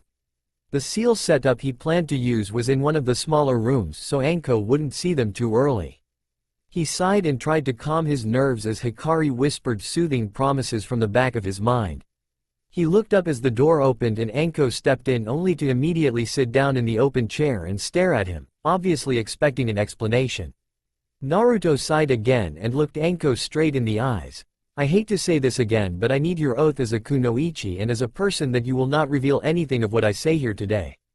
If this information got into the hands of the civilian populace, I have no doubt that I would be killed almost instantaneously. He said seriously. Anko's brain was in overdrive. The last time he had only come off with half his secrets. It seems like he trusted her enough to tell her all of them now. That one thought made her nod her head in acceptance. No one else had trusted her with all of their secrets. I swear an oath on my pride as a kunoichi and a woman that I shall not reveal what you tell me here. She replied seriously. Naruto smiled at her. Thank you Anko-chan, I promise you will be happy by the end of this discussion. He said, confusing her. Why would she be happy? Please do not interrupt me until I am finished with telling you my story, okay? He asked. She nodded, so he continued. 2 months ago I met you, but I also met the Kyubi no Kitsune 2 days before that. Let me start out by saying that she is not what everyone makes her out to be. Yes, Kyubi is a she and her name is Hikari. Anko's jaw dropped before she suddenly pumped her fist in the air. Hell yeah, another one for the girls. She yelled enthusiastically. Naruto groaned as Hikari spoke up. I knew there was a reason I like her. Tehi, Hikari mentioned. Yes. Anyways, I was being beaten by a mob on my birthday and I was eventually knocked unconscious. I met up with Hikari-chan, who was throwing herself against the seal trying to get out to help me. That got an appreciative and surprised look from Anko, a rather funny sight actually, and a mental blush from Hikari. We talked for a while before I agreed to sign a contract with her that stated she would give me a bloodline and, in return, I would be able to give her a body and chakra outside of my body from time to time. Well, that and I am officially her mate, but that's just bonus. He said with a smile at the end. Anko took a moment to take her jaw off the floor and shook her head. Only you Gaki. I'll trust you with Hikari, for now, but could I meet her? She replied. Hikari smirked in his mind as Naruto nodded and he molded her body next to him. As soon as she was formed, she moved behind him and wrapped her arms around his neck, pressing her assets against the back of his head. "Hello Anko-chan. I am Hikari, the Kyubi no Kitsune. Thank you for taking care of Naruto-kun for me. I can only do so much," she said. Anko's mind went blank for a second before it rebooted and reminded her about Hikari being mated to Naruto, so she ignored her blatant duality and said, "Let's just get one thing straight. I'll trust you because the Gaki trusts you." But, he pulled out a kunai and started playing with it. "You hurt him and not even Kami could keep you safe from me," she said seriously. Hikari chuckled, "I won't hurt him. I am making a few cosmetic changes though." Naruto-kun agreed with it all beforehand, so it's fair game, she said. Anko nodded and put her kunai away. Naruto sighed and said, "Since you're fine with that, I have another bombshell for you." Anko gave him her full attention. He took a deep breath and said, "I can remove your curse seal." Time seemed to stop for Anko. Not even Jiraiya could remove the damn thing, and Naruto was telling her that he could remove it. It shouldn't be possible, and yet, she had seen some of his seals and she knew he was serious when he said he had a knack for them. Her eyes hardened as she glared at Naruto. "Gaki, if you're messing with me, not even Kyubi could help you," she said coldly. Naruto flinched slightly. "I'm not lying. I have everything set up and was going to remove it for you whether you kept my secrets or not," he responded. Anko looked into his eyes and didn't see any deception. For almost 5 minutes, they stared at one another until Anko spoke again. "Gaki, you removed this seal and I am your bitch for life. You want to fuck me every day for the rest of my life, fine. You want to get a group of your friends and gangbang me, I'll do it all with a smile on my face. Hell, you can cut off my tits for all I care. Just remove this damn seal," she said, yelling at the end. Her eyes had tears in them as she desperately wanted to be rid of this stain on her soul. Naruto opened his mouth to respond that she didn't have to do that when Hikari forced it closed. He looked at her curiously, as did Anko, before she wagged her finger at Naruto. She knew what he was going to say and she wouldn't allow it. She walked over to Anko and said, "Stand up." Anko was confused but did as she said. Hikari circled Anko slowly, touching her and testing her body like one would a piece of fine meat before she nodded in acceptance. She had only seen Anko's body, she wanted to test it first before she put her plan into action. She smirked as she leant in and whispered hotly into Anko's ear. "You made a good offer right there and I intend to make you live up to it. As a little incentive, I'm going to tell you what I'm doing to his body for the future." Anko's eyes were fluttering as she felt the hot breath on her neck and ear. "He's already got stamina in spades, so that's an easy one. I've already increased his sperm count, so, when he's grown, he'll be able to cum buckets easily. I'm making sure his body will be supremely flexible for both combat and the activities in the bedroom." Already, Anko was having trouble hiding her increasing arousal, but the best was soon to come. "The last and most important thing I'm doing. He's going to be hung like a horse," she said, hoarse with a very lustful tone, sending shivers up Anko's spine and sending her mind straight into the gutter. "By the time I'm done, he's going to be at least 8.5 to 9 inches long and 3 inches wide," Hikari said, finishing her explanation and giving Anko a very welcome nosebleed. "Think you can handle that?" Receiving a nod from the purple-haired woman, she smiled. "Good." She stepped back to Naruto and said, "Naruto-kun, accept her generous offer." Naruto looked at Hikari like she was nuts. "I don't want her to be a slave," he started to say until Hikari cut him off, seeing as Anko was still daydreaming. "Look, she wants to do it. Besides, you're probably going to be under that CRA thing anyways. Better with girls you know and trust, maybe love someday, than some hussy that will leave at the first sign of trouble, right?" Hikari said. Anko came around by this time and was nodding with Hikari's words. Naruto looked a bit unsure and was about to decline when Anko crossed the room and grabbed Naruto before full-on kissing him. Naruto melted into the kiss as Anko gently probed his mouth. They broke for air, panting as Anko looked at Naruto. "That good enough for ya?" she said. Naruto nodded dumbly. "Good, let's go get this seal off," she said as she dropped Naruto and turned to head out of the room. Hikari stepped up to Anko and put a firm hand on her shoulder. "That was his first kiss. You won that, but I'm the one who gets to take his virginity, got it?" she said, too sweetly to be real. Anko nodded nervously and Hikari smiled brightly. "Great. I know we will get along just fine, Anko-chan," she said as she wrapped her arm around Anko's shoulder and led her to the room where the unsealing would take place. Naruto struggled up with a dazed look on his face before it split into a goofy grin. If that's what a kiss feels like. Damn, I'm glad I got two beautiful women to do that with. And, according to the CRA, I'm gonna need more. He thought as he headed for the sealing room. No, he will not be an open pervert, only for his girls. Sealing room, 8:45 p.m. Naruto stood behind Anko, who had her shirt and trench coat off as he painted the seal onto her back and over the curse seal.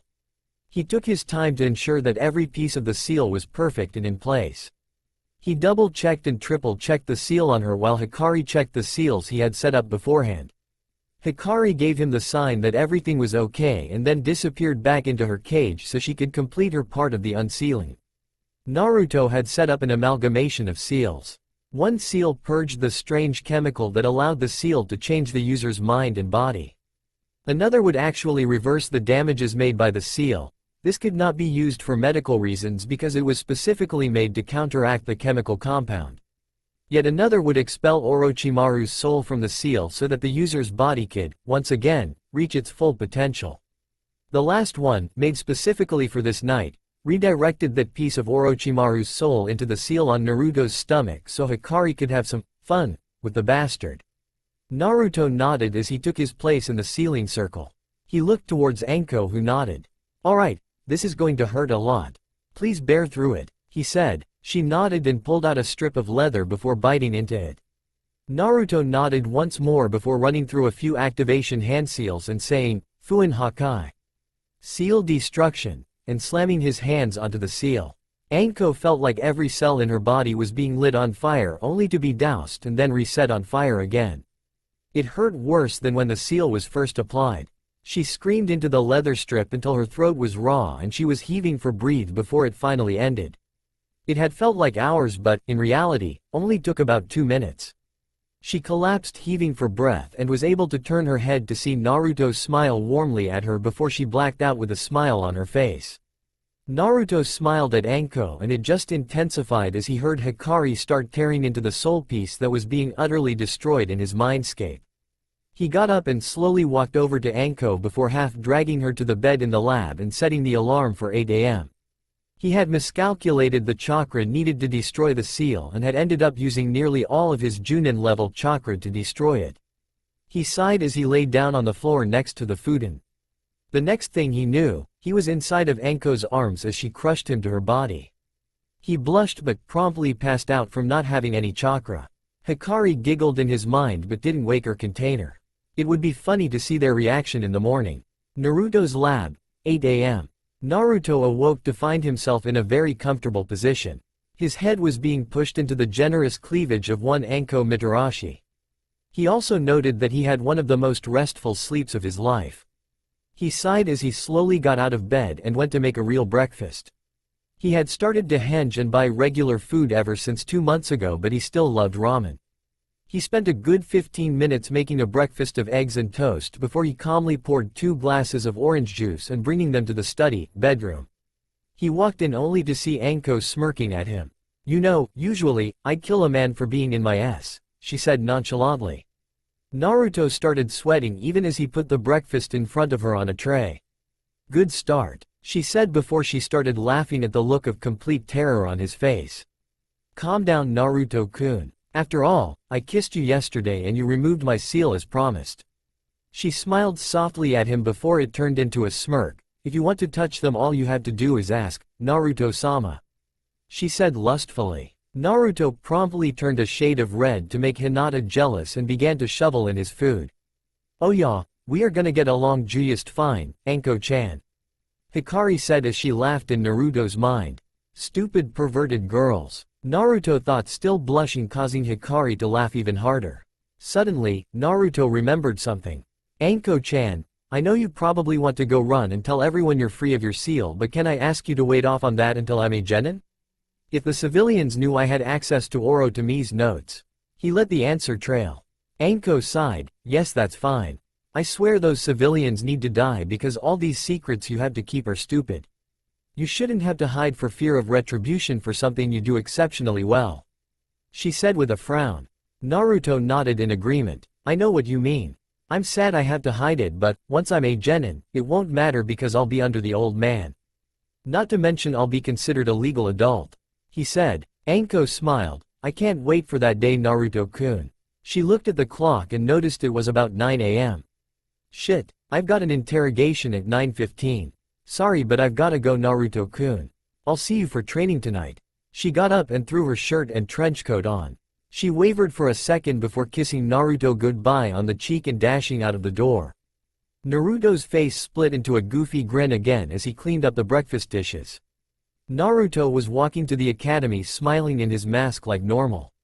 Still, he was actually happy for once. Today were the genin exams and the first time he would drop his mask around his classmates. He was still wearing his orange jumpsuit, but he would soon change out of that when he passed the exam. He was going to really show his abilities when the time came. He could fight off a decent chunin now. His resistance seal was at level 4 and, when removed, would let him be about as fast as a high-level junin. Granted, he couldn't fight at that level just yet, but he was making steady progress. His seals were ingenious and he smiled as he remembered all the work he had done in making sure he could make the seals in midair with his finger. It had taken him a good month of pure chakra control to let it happen, but it was combat ready. His ninjutsu consisted of Kage Bunshin and Shunshin, those being the only ninjutsu that Hikari could teach him, and Anko wasn't allowed to teach him legally, so he never asked to ensure that their relationship remained a secret. That didn't mean that, when they were alone, she didn't tease him mercilessly, with Hikari happily aiding her in making the blonde-haired boy blush like mad. They loved to creep up behind him while he was working on a seal and snuggle his head into theirs, trying to make him guess which girl was holding him. Surprisingly, he got it right 90% of the time. He sighed as he walked into the academy. Hikari had asked to leave the seal for about a month 3 weeks ago. For some reason she refused to tell him, claiming that it was a secret. He had a quest when she had kissed him silly. Still, he was worried about her. They had been together since his birth and he felt empty without her around. He had grown used to her advice and suggestions and was missing it terribly. Anko was good for ninjutsu and taijutsu, but seals were beyond her. She had kept her promise not to show her destroyed cursed seal to her friends, but that would be null and void come tomorrow. He walked into the classroom and sat down at his desk. He noticed the blush on Hinata's face. Thanks to his girl's constant teasing, he now knew that she liked him. Too bad her image of him would shatter soon enough. He sighed and leaned back in his chair, waiting for his Sakura-chan to come in. He would need to keep up his act around the students, except when he acutely took the tests. He was pretty sure that Shikamaru and, maybe, Shino would pick up on the change, but he doubted anyone else would. He noticed that the room filled up and Sasuke sitting in the chair next to him, making him mentally curse up a storm. Damn Uchiha. He knows that Sakura and Ino are gonna kick me out of this seat. Naruto thought as he heard rumbling coming from outside the academy and, then, down the halls. Akamaru whimpered and ducked into the hoodie that Kiba was wearing, while covering his ears. Kiba's eyes widened and he yelled, "Hit the deck," before he dove under his desk and covered his ears much like his canine friend. Suddenly the door burst open and 2 girls were standing in the doorway. Unless I say otherwise, all characters have their pre-Shippuden outfits. Sakura Haruno and Ino Yamanaka were both stuck in the doorframe, glaring at one another heatedly while screaming at the top of their lungs about fighting for their Sasuke-kun. Naruto mentally rolled his eyes and prepared for his grandiose performance of liking the pink-haired banshee. Hinoisly, he couldn't stand her and had only picked her because he knew she would refuse him constantly and would not create trouble with the villagers, thinking that demon brat had a girlfriend. Anko and Hikari don't count, they're too strong to fall to such ignorant bigots. Naruto smiled as they tumbled into the room and quickly got up to help his Sakura-chan to her feet. "Let me help you, Sakura-chan," Naruto said loudly as he rushed down the stairs and purposefully tripped and collided into the swirling mass of limbs that was Ino and Sakura. That earned him a double punch, one from Ino and one from Sakura. "I don't need your help, Dobi," Sakura said rudely and quickly stalked off to continue arguing with Ino about seating arrangements around the Uchiha. Naruto just kept his mask up and stood up before making his way to a nearby seat. Iruka and Mizuki walked in not even a minute later, and Iruka used his patented, big head no jutsu, to shut everyone up. Good, now, we will begin the genin examinations. The first part is a written test on aspects of a shinobi's life and history of Konoha. The second part is a taijutsu spar between either myself or Mizuki-sensei, in which you must last at least 3 minutes or land a decisive blow. The third part is a weapons accuracy test in which you must throw 10 shuriken and 10 kunai at varying targets with more points for distance and accuracy. The final part will be a showing of the 3 academy jutsus in order to show you are proficient in its use. If everyone will remain quiet, we can begin, Iruka said as he passed Naruto a paper. He never noticed the scowl on Mizuki's face as he did so. Hokage's office, same time. Many aspiring Junin sensei were gathered in the Hokage's office to view their potential students. Anko Mitarashi, Kakashi Hitaki, Kurenai Yuhi, and Asuma Sarutobi, just to name a few, were watching with some interest, although Kakashi was still reading his book. Anko was watching because Naruto was there and she could notice that he was blazing through the test like it was a bowl of ramen. Kakashi was watching the last Uchiha, as ordered by the stuck-up civilian council, not that he minded watching over someone he believed was his responsibility. Kurenai was paying special attention to the Hyuga heiress and Asuma was mostly eyeing Kurenai with a few peeks at Shikamaru. Sarutobi cleared his throat, gaining the people's attention. You are all here today to observe the graduating class at the academy. I hope you can all make wise choices in your teams this year, he said before returning to spying on the students. Academy. Taijutsu tests. Naruto was sure he had aced the test, although he kept up his act and took the full time allotted for the test. Now they were moving on to something Naruto was sure wouldn't be a problem, if he didn't get Mizuki. He was not blind to the subterfuge and tricks to make his stance or skills worse throughout the year. He could also tell that Mizuki had something sinister planned because he kept eyeing Naruto like he was the Forbidden Scroll or something. They went down the list of applicants and Naruto sighed at the horrendous display that the civilian kids, not to mention, shudders, the fangirls, put on during their turns. The shinobi kids were a different story, for the most part. Choji thoroughly won his match with a hit on Iruka at 2 minutes and 48 seconds. Kiba did slightly better at 2 minutes and 39 seconds. Shikamaru, surprisingly, lasted the 3 minutes as did Ino and Sakura. Hinata was too timid to outright attack Mizuki, so she lasted the full 3 minutes without a single hit on her. Shino lasted the 3 minutes, but that was more due to his family style which revolved around dodging and blocking instead of attacking. Naruto counted the remaining students and mentally cursed. Sasuke was next and it was Iruka's turn. That meant Mizuki would be Naruto's sparring partner. He sighed as he watched Sasuke get a hit on Iruka after 1 minute and 37 seconds. Great, my turn with Mizuki Teme. Naruto thought bitterly. He ran out to the field and turned around to smile at Sakura. Hey Sakura-chan, watch me, he yelled, only getting a glare in response. Mizuki smirked at Naruto, thinking of the ways to make him fail. Naruto nodded to him before slipping into his own personal style, the Uruken, backfist style. Mizuki's eyes widened a bit before his grin grew. If the demon is trying a new taijutsu style out, he'll be even easier pickings than before. Mizuki thought as he started the spar and ran full bore at Naruto. Naruto smirked and began to move around Mizuki's hits like they were nothing. The class was stunned. It had been nearly a minute and even Iruka was staring in shock. Mizuki was obviously going full out and he still couldn't touch Naruto. Naruto, from his perspective, was disappointed. This is the caliber of a chunin of Konoha? He thought. Mizuki's taijutsu was high genin at best, and this was supposed to be his best area. He was sorely missing his training with Anko right now. 2 minutes later and Iruka finally called the match, saying that the time limit was up. Mizuki stopped, but he was panting hard while Naruto looked only slightly winded.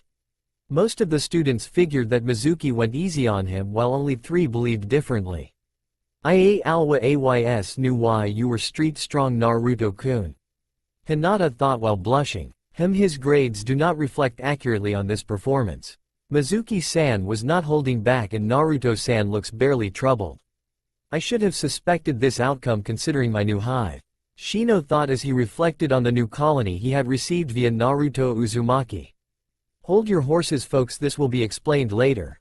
This is too troublesome to think about, but Naruto is stronger than he seems. Shikamaru thought before going back to watching the clouds. Naruto walked off and yelled something obnoxious, causing many to reaffirm that the Dobi got lucky. Naruto simply cackled in his mind and looked into the air before shooting a thumbs up and a smile. The intended recipient, Anko, chuckled in the Hokage office. So he knows we are watching, eh? The kunoichi thought and checked the surroundings. It seems no one else noticed. Back with Naruto, he lined up for the accuracy test and stayed mostly silent while keeping up his happy and innocent Dobi mask.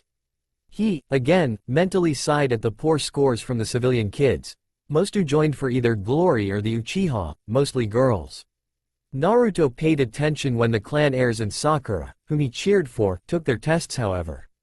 Shikamaru scored a 6 on both, the minimum to pass. Same case with Choji and Kiba. Hinata was 7/10 for kunai and 6/10 for shuriken. Ino and Sakura both barely passed with a 6 on both. Shino, however, got a 9 on the kunai and a 7 on the shuriken. When Sasuke stepped up and received his kunai and shuriken, Naruto noticed that it was one of the best sets around. He scowled mentally and scoffed as he watched the Uchiha smirk and show off. He threw 5 of the shuriken wide and then threw the last 5 with such force that he altered all of their paths right into the bullseye. That got a squeal from the fangirls and a grumble from Choji and Kiba. Sasuke picked up the kunai and threw them one by one, but he only got a 9/10 on that. He turned around and smirked confidently before heading off to brood on his own. It was Naruto's turn and he wasn't in the mood to show off any more of his abilities, his taijutsu being showcased already. He grabbed the shuriken and, one by one, hit the bullseye on the farthest ones, scoring a perfect 10 out of 10. As the class went silent and Iruka congratulated Naruto, he picked up the kunais and proceeded to repeat this act. Another 10 out of 10 for the kunais.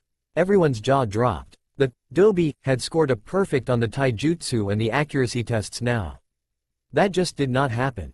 Shino was curious until his logical mind thought of the solution. So you took the shinobi's code of deception to its finest. Well played, Naruto-san. I hope to see more from you, he thought. Hinata was mentally drooling over a strong Naruto and Shikamaru still thought this was too troublesome. Hokage office. Same time. The Junins, hell even the Hokage, were shocked. Naruto Uzumaki, the dead last of his class, had just won the taijutsu and the weapons accuracy tests. Anko suddenly busted out laughing. Everyone focused on her even as she started crying and then wheezing from their stares. She knew the real reason for Naruto's strength and it was just too funny to see all these hypocritical bastards getting a taste of sweet revenge. Kakashi was actually paying attention and spoke up. Hokage-sama, are we sure that nothing is influencing him? He asked. The Hokage furrowed his brows, but it was Anko who answered. Man, for the guy who coined, see underneath the underneath, you sure don't take it to heart, huh? She asked. All eyes turned to her. Please explain yourself, Anko. Sarutobi said, fishing for information. Anko mentally chuckled but kept a poker face on. Looking for info? I guess I can indulge you a bit. She thought. What's the first sentence in the shinobi handbook? She asked. The Hokage arched an eyebrow and replied, a shinobi's best and most reliable tool is deception. He replied, figuring it out. Anko chuckled aloud this time. That's right. Now, what's the best way to ensure that no one thinks you're a threat? She asked. Kakashi spoke up this time and replied, underestimation. He said, figuring out where she was going with this. She clapped. Good one. Naruto Uzumaki is known as a prankster who can outrun and hide from Anbu. Really, did no one see through this before? She asked curiously. The crowd was silent. Suddenly, she busted out laughing just like before. She wiped a tear from her eye. You really think the dead last can outrun Anbu? Kami people, you really are dense. She said, offering no more information. Sarutobi rubbed his temples. Great, just great. If he's hiding more, could he be in contact with Kyubi? This is a serious breach and I need to make sure that he's still loyal to Konoha. He thought. Suddenly Naruto's voice rang out through the jutsu used to display the exams and everyone looked to see him standing outside alone and looking to the sky. I know you're watching Oji-san and I know that Anko-san has probably spilled that I hid my abilities. Keep watch on Mizuki, I think he's up to something. Have a good day, Oji-san. He said with a chuckle at the end as he walked inside. The room grew silent until Sarutobi spoke again. Anko-san, you're to watch Mizuki for any signs of deceit or traitorous acts starting now. Leave the room once the exams are over and tail him, he ordered. Anko nodded and everyone turned their attention back to the exams. Academy classroom. Ninjutsu tests. Naruto walked in just as the first person was called into the back room to begin the final examination. He took his seat and cheered when Sakura came back out of her test. Kami, I can't wait to pass this test so I can drop this stupid mask. Naruto thought to himself. Although, I know Oji-san is going to speak to me about this, probably even make sure I'm still loyal to Konoha. Even if he believes I am, he's still going to put someone on my team who can control me if I let Kyubi-chan out. Good thing I gave Shino that bug, he may prove useful.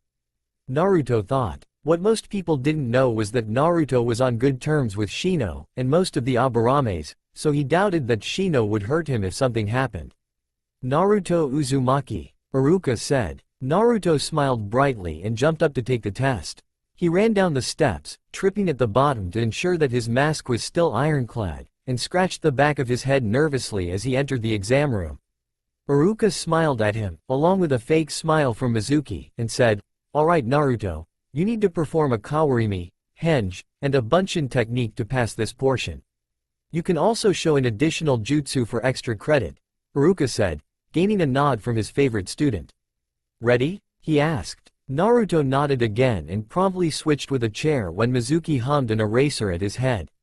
He switched back and Iruka said, "Henge into the third Hokage please." Naruto nodded and performed the jutsu. Iruka and Mizuki checked it out, Mizuki taking a full minute longer than Iruka, before declaring it passable from Mizuki and great from Iruka. "Now please perform a bunshin," Iruka said. Naruto raised his hand like he had a question, causing Iruka to raise an eye. "Yes Naruto?" he asked. "Can it be any bunshin or does it have to be the illusionary ones?" he asked. Iruka thought for a second before grabbing the rulebook and skimming through the pages. "It states here that any bunshin may be used if the user has too much chakra to support the illusionary one," Iruka replied. Mizuki scowled mentally and simply stared closely at Naruto. Naruto smiled and said, "Thanks Iruka-sensei." Kage Bunshin no Jutsu, Shadow Clone Jutsu, and 5 Narutos stood smiling brightly at a stunned Iruka and a scowling Mizuki. Iruka stammered out why you passed Naruto. "But, how did you learn a kinjutsu?" he asked. Naruto chuckled. "I watched some dog-masked Anbu do it in a training field one time and memorized the hand seals thinking that I might be able to do it instead of the regular bunshin, since Kage Bunshin costs far more than the regular one," he answered. In the Hokage Tower, Sarutobi was glaring at Kakashi because he had been so careless. Anko was mentally chuckling and everyone else was stunned. Naruto had learned to do a kinjutsu just by seeing it done once. Impressive. Back with Naruto, Iruka handed him a headband with a giant smile and Naruto yelled an, "All right." He smiled brightly and ran out the door to show off his new Hitai 8. Most of the students were stunned, but Hinata, Shikamaru and Shino all had their own thoughts, mostly positive ones. Naruto smirked as the teachers came out and dismissed them, telling them to be back tomorrow for team assignments. Naruto promptly ran to Ichiraku's and began to pig out on ramen, courteous of Tuchi and Ayame. He was able to eat 10 bowls before an Anbu showed up and said that the Hokage had summoned him to his office. Naruto sighed and nodded his head before paying for his dinner and leaving with the Anbu. Hokage's office, Naruto's ninjutsu exam time. Sarutobi had finished glaring at Kakashi and nodded to Anko, who had taken her leave to spy on the academy teacher. He turned back to the aspiring Junin sensei and said, "I will now take suggestions and requests for students," he said. He nodded to Kakashi, who had the most senior rank among them, and he stood up. "I request Sasuke Uchiha, Sakura Haruno and Naruto Uzumaki for my team," he said before sitting back down. Sarutobi frowned. Because of Naruto's performance, he knew he couldn't accept that team because it would be far too overpowered. Besides, that he knew that Naruto needed someone who could control the Kyubi, now more than ever, if his skills were better than before. Sarutobi couldn't have a Kyubi-fied genin running around now, could he? He nodded and said, "Noted." Asuma stood up next and said, "I'll take the next Ino Shika Cho team." He quickly sat back down, being the lazy man that he is. Sarutobi nodded and a few of the other Junins stood up and requested Sasuke, but were summarily denied. Finally, Kurenai stood up and said, "I request Hinata Hyuga, Shino Aburame, and Kiba Inuzuka for a tracking team," she said before sitting back down. Only one person had not gone, and that was because he didn't want to be here, but was ordered to due to certain talents of his. Sarutobi sighed and then took another hit of his cancer pot, his pipe. He thought for a few seconds more before he nodded his head in agreement with himself. "I see all of your teams as acceptable according to the current scores of the genin, but we must wait for Iruka before we finalize this," he replied to them, and so they waited. Not 5 minutes later, Iruka walked through the door with the test results. He held them up and, with a nod from Sarutobi, began to rattle off the scores. All of the civilians, minus Sakura, passed barely but would be weeded out with the real genin exams. Shikamaru Nara, 60.1% overall, pass. Shoji Akamichi 62.8% overall, pass. Kiba Inuzuka 68.5% overall, pass. Ino Yamanaka 73% overall, pass. Sakura Haruno, 73.2% overall, pass. Hinata Hyuga 89.3% overall, pass. Sasuke Uchiha 98.4% overall, pass. And Naruto Uzumaki, 100% overall, pass.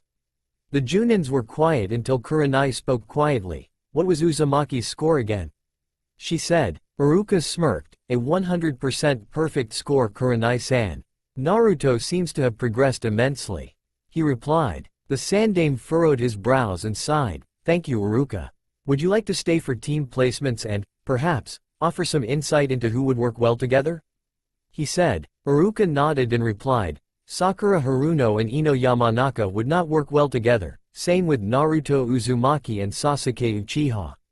Shoji Akamichi and Shikamaru Nara would work well with any of the other students, as would Hinata Hyuga. Kiba Inuzuka is a bit brash, but he is loyal to a fault. Shino Aburame would work well with any logical teams. Other than that, I have no suggestions, Hokage-sama." Sarutobi nodded. "Good. In that case," he looked to the Junins, "your requests are being mostly altered. You will be given teams that could work well together," he said. The Junins did not look happy but held their tongues out of respect for the old Hokage. Before I forget," he snapped his fingers and an Anbu stood next to him. "Please bring me Naruto Uzumaki. He will likely be at Ichiraku Ramen." The Anbu bowed and disappeared. He looked back to the Junins. "Now, Team 7, led by Kakashi Hitaki, will be Sasuke Uchiha, Shoji Akamichi, and Kiba Inuzuka. Team 8, led by Kurenai Yuhi, will be Sakura Haruno, Hinata Hyuga, and Shikamaru Nara," he said, getting surprised looks from many. Kakashi was a bit surprised but noticed the hard-hitters, hunter team he was given and shrugged as it suited his style. Kurenai, on the other hand, was a bit perturbed and spoke up. "Hokage-sama, what am I supposed to do with that team?" she asked. Sarutobi sighed again. "Kurenai, Hinata has the Byukugen, Shikamaru is actually a genius, as are all Nara, with a shadow bind. And Sakura is supposedly ripe for a genjutsu mistress. Tell me, what could they excel in?" he asked. Kurenai thought for a moment before bowing her head. "I apologize, Hokage-sama. They could be a perfect ambush team. They could do well with infiltration as well, if their planning and stealth abilities work out," she replied. The Sandame waved off the apology and said, "Now, since that's cleared up, Team 10, led by Yamato, will be Naruto Uzumaki, Shino Aburame, and Ino Yamanaka." Yamato, a man who was very stoic, sighed as he guessed this was going to happen. He knew why he and Shino were being placed on Naruto's team, and he was pretty sure that Ino was being placed because she was an expert in the human pH Psyche, as was all of her clan, so she would notice quirks about Naruto that may escape even shinobi.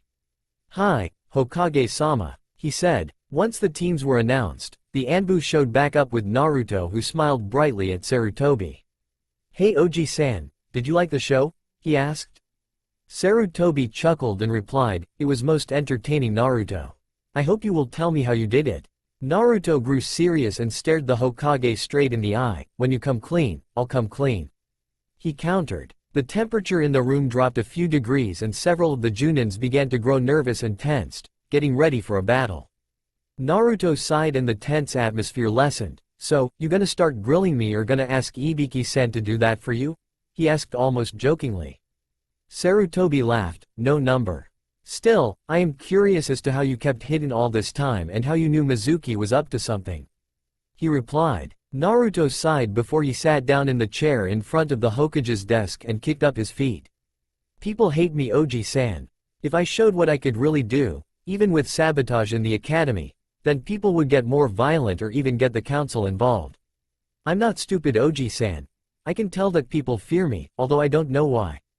As for Mizuki, well, he's been eyeing me like Orochimaru would when he gets a new little buddy," he said. That threw even the Kami no Shinobi for a loop.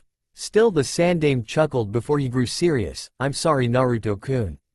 People are ignorant and can't see what they're missing.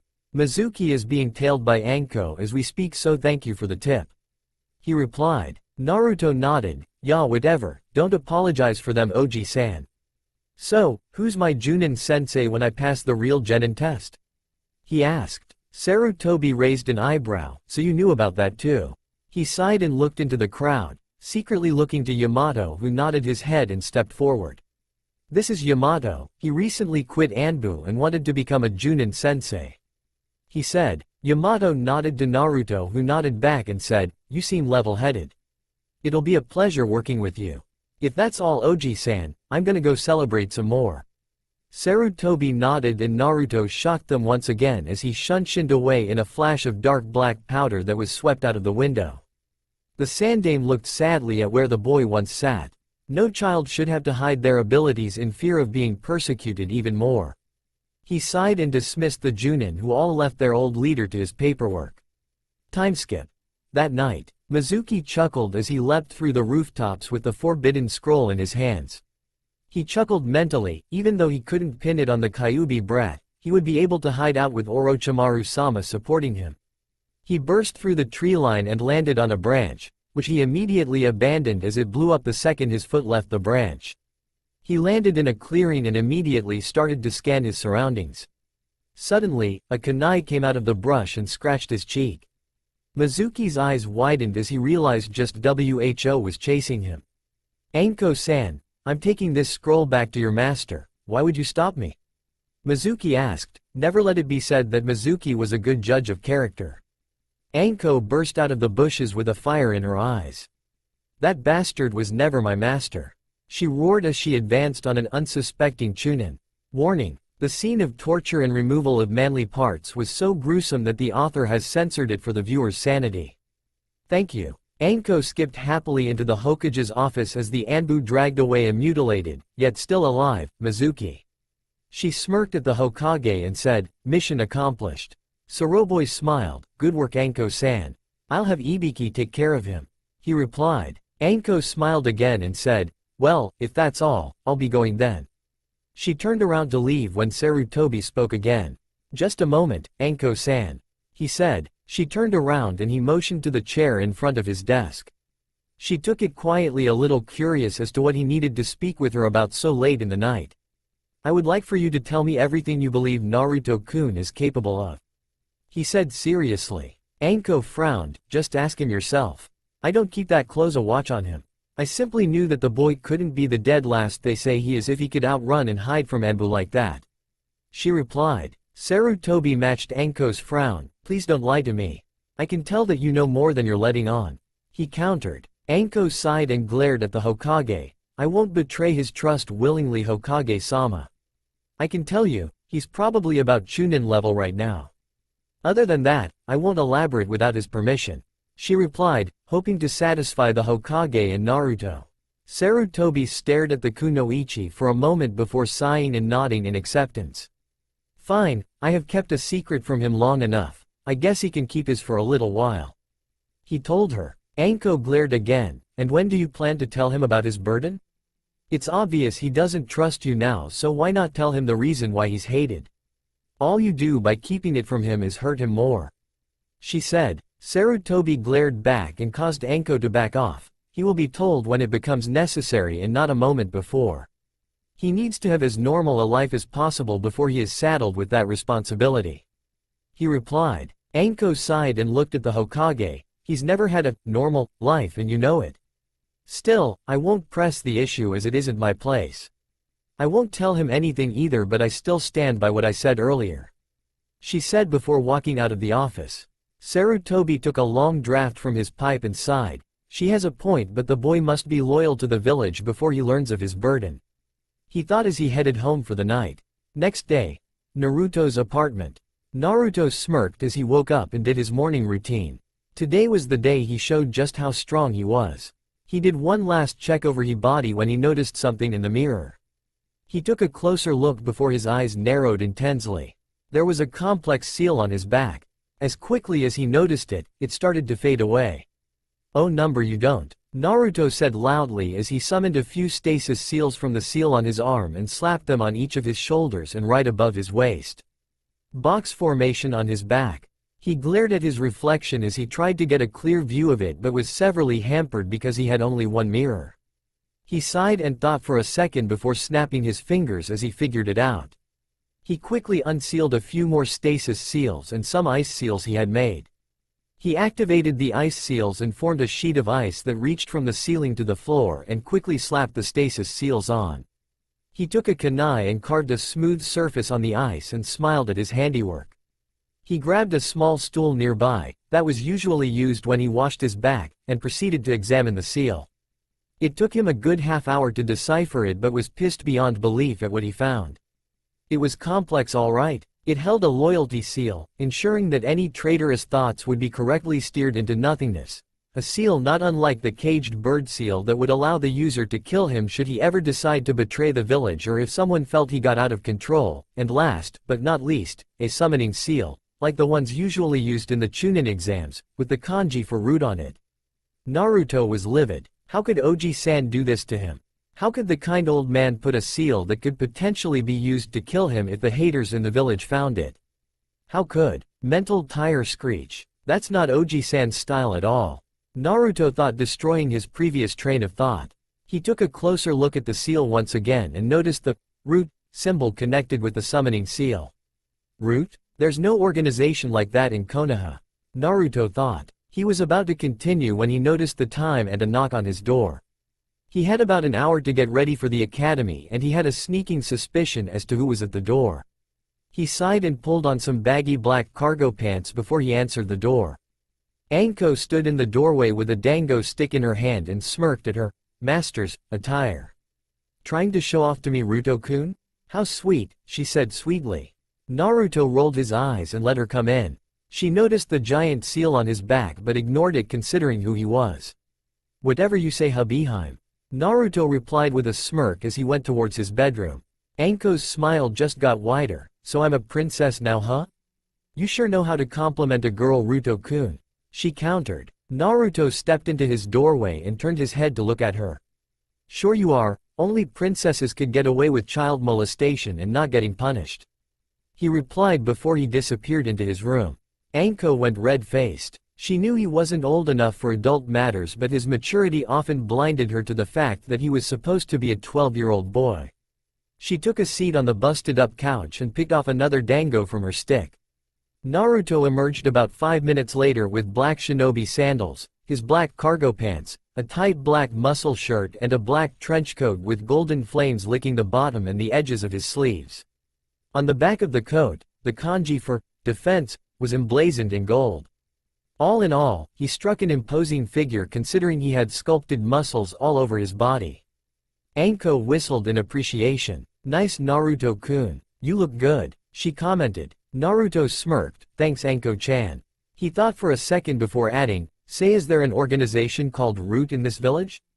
He asked. Anko's face turned grave. Naruto, how do you know about them? She asked seriously.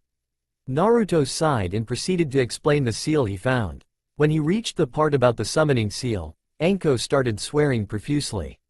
She eventually calmed down enough to respond. Root is a secret organization founded by Danzo Shimura during the Third Shinobi War. It was supposedly disbanded, but everyone knows he is still running it off the books, with secret political backings. He almost always opposes the Hokage in his choices concerning you, and he believes every shinobi is a weapon, the best being an emotionless one. She answered him. Naruto frowned deeply. It seems me and the old man have something to discuss.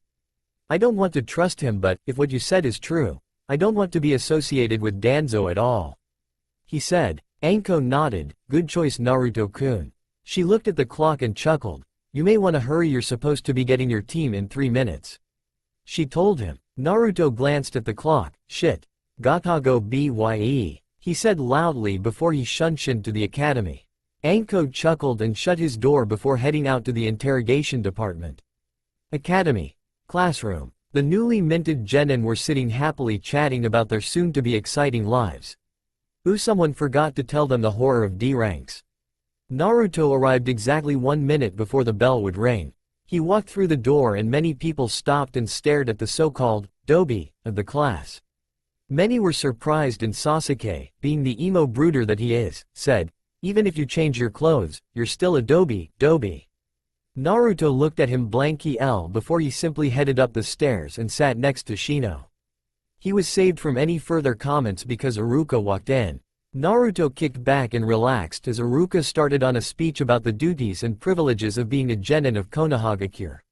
He noticed a bug crawling across his desk and smiled softly. He put his finger next to the bug and allowed it to climb on. He looked to Shino, who nodded, and the bug flew back to the boy. Naruto smirked and perked up as Iruka started to call out the teams. Team 1. Team 7 Sasuke Uchiha, Kiba Inuzuka, and Choji Akamichi led by Junin Kakashi Hitaki. This earned several loud wails from the girls in the room. Sakura was ready to stand up and yell and scream till she got her way, until Naruto blasted her with enough ki to make her go rigid for a while. Iruka noticed but simply shrugged it off, having been informed by the Sandame about Naruto's change. Team 8 Sakura Haruno, Hinata Hyuga and Shikamaru Nara led by Junin Kurenai Yuhi. Sakura was quiet. Hinata was silently happy and sad. Happy to get her sister figure as a teacher and sad to not have her love interest. Shikamaru simply muttered a troublesome under his breath and went to sleep. Naruto looked to Shino. They both seemed to come to the same conclusion. Team 9 is still active, so we go to Team 10 Naruto Uzumaki, Shino Aburame, and Ino Yamanaka led by Junin Yamato. Iruka said finally. Ino's jaw was on the ground. She was stuck with the dead last and the bug boy. Shino and Naruto simply nodded to one another again and went back to being silent. Your Junin sensei should be here soon, please wait patiently for them, Iruka said before he picked up the papers and headed out. Naruto simply turned to Shino and said, it will be a pleasure working with you, Shino-san. Shino nodded and replied, likewise, Naruto-san. I have yet to thank you for that new queen of mine. Naruto frowned slightly. If you wish to thank me, meet me after our team meeting for a private talk, he said. Shino nodded and they silently waited for their third member or their sensei to introduce themselves. 5 minutes later, 2 people walked in. Yamato is the Mokuton user for those who have trouble placing him. Team 8 with me, said the raven-haired beauty.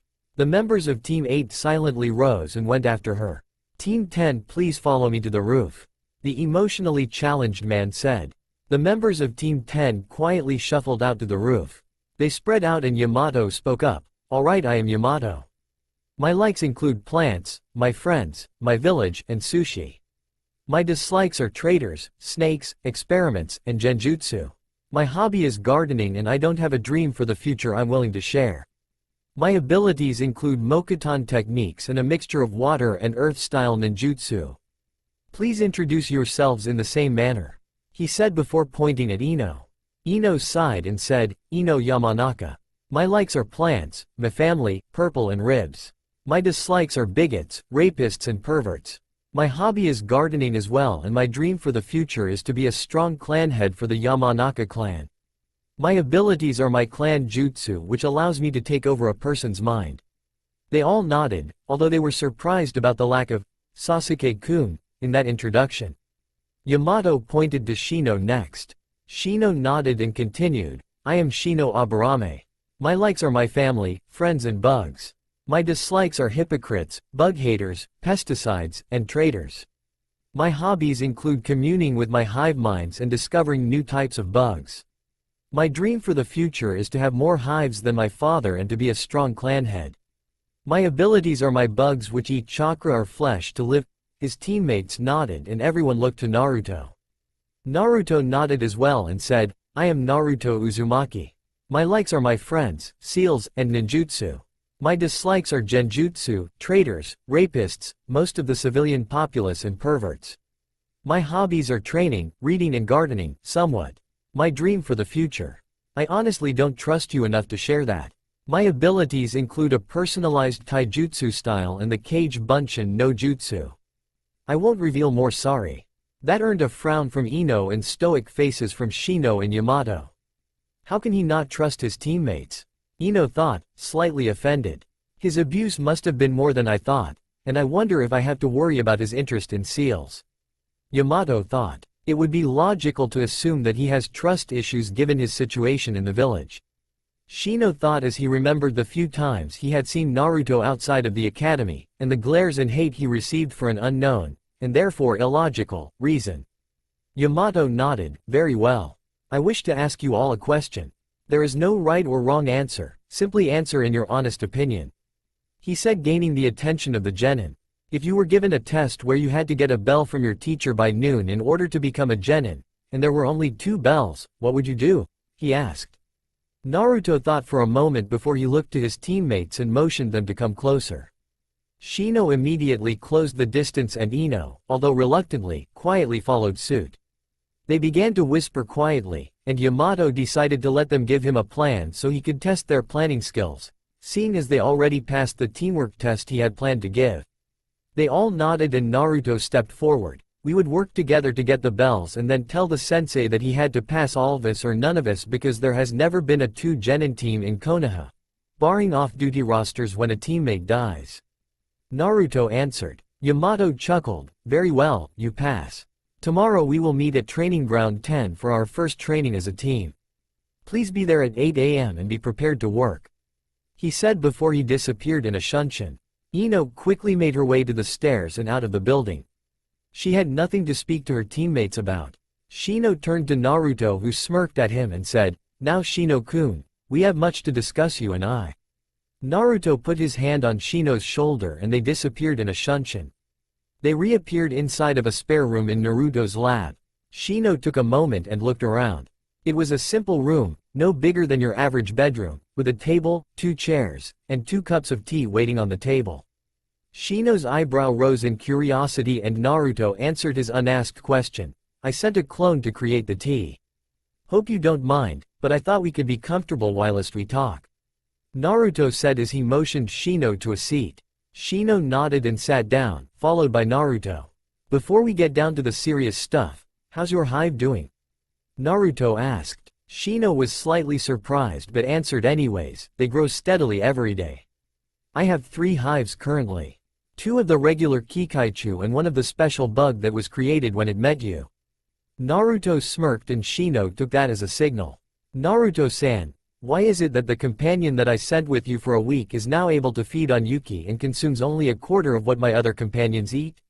He asked curious. Naruto chuckled, that leads into why you are here.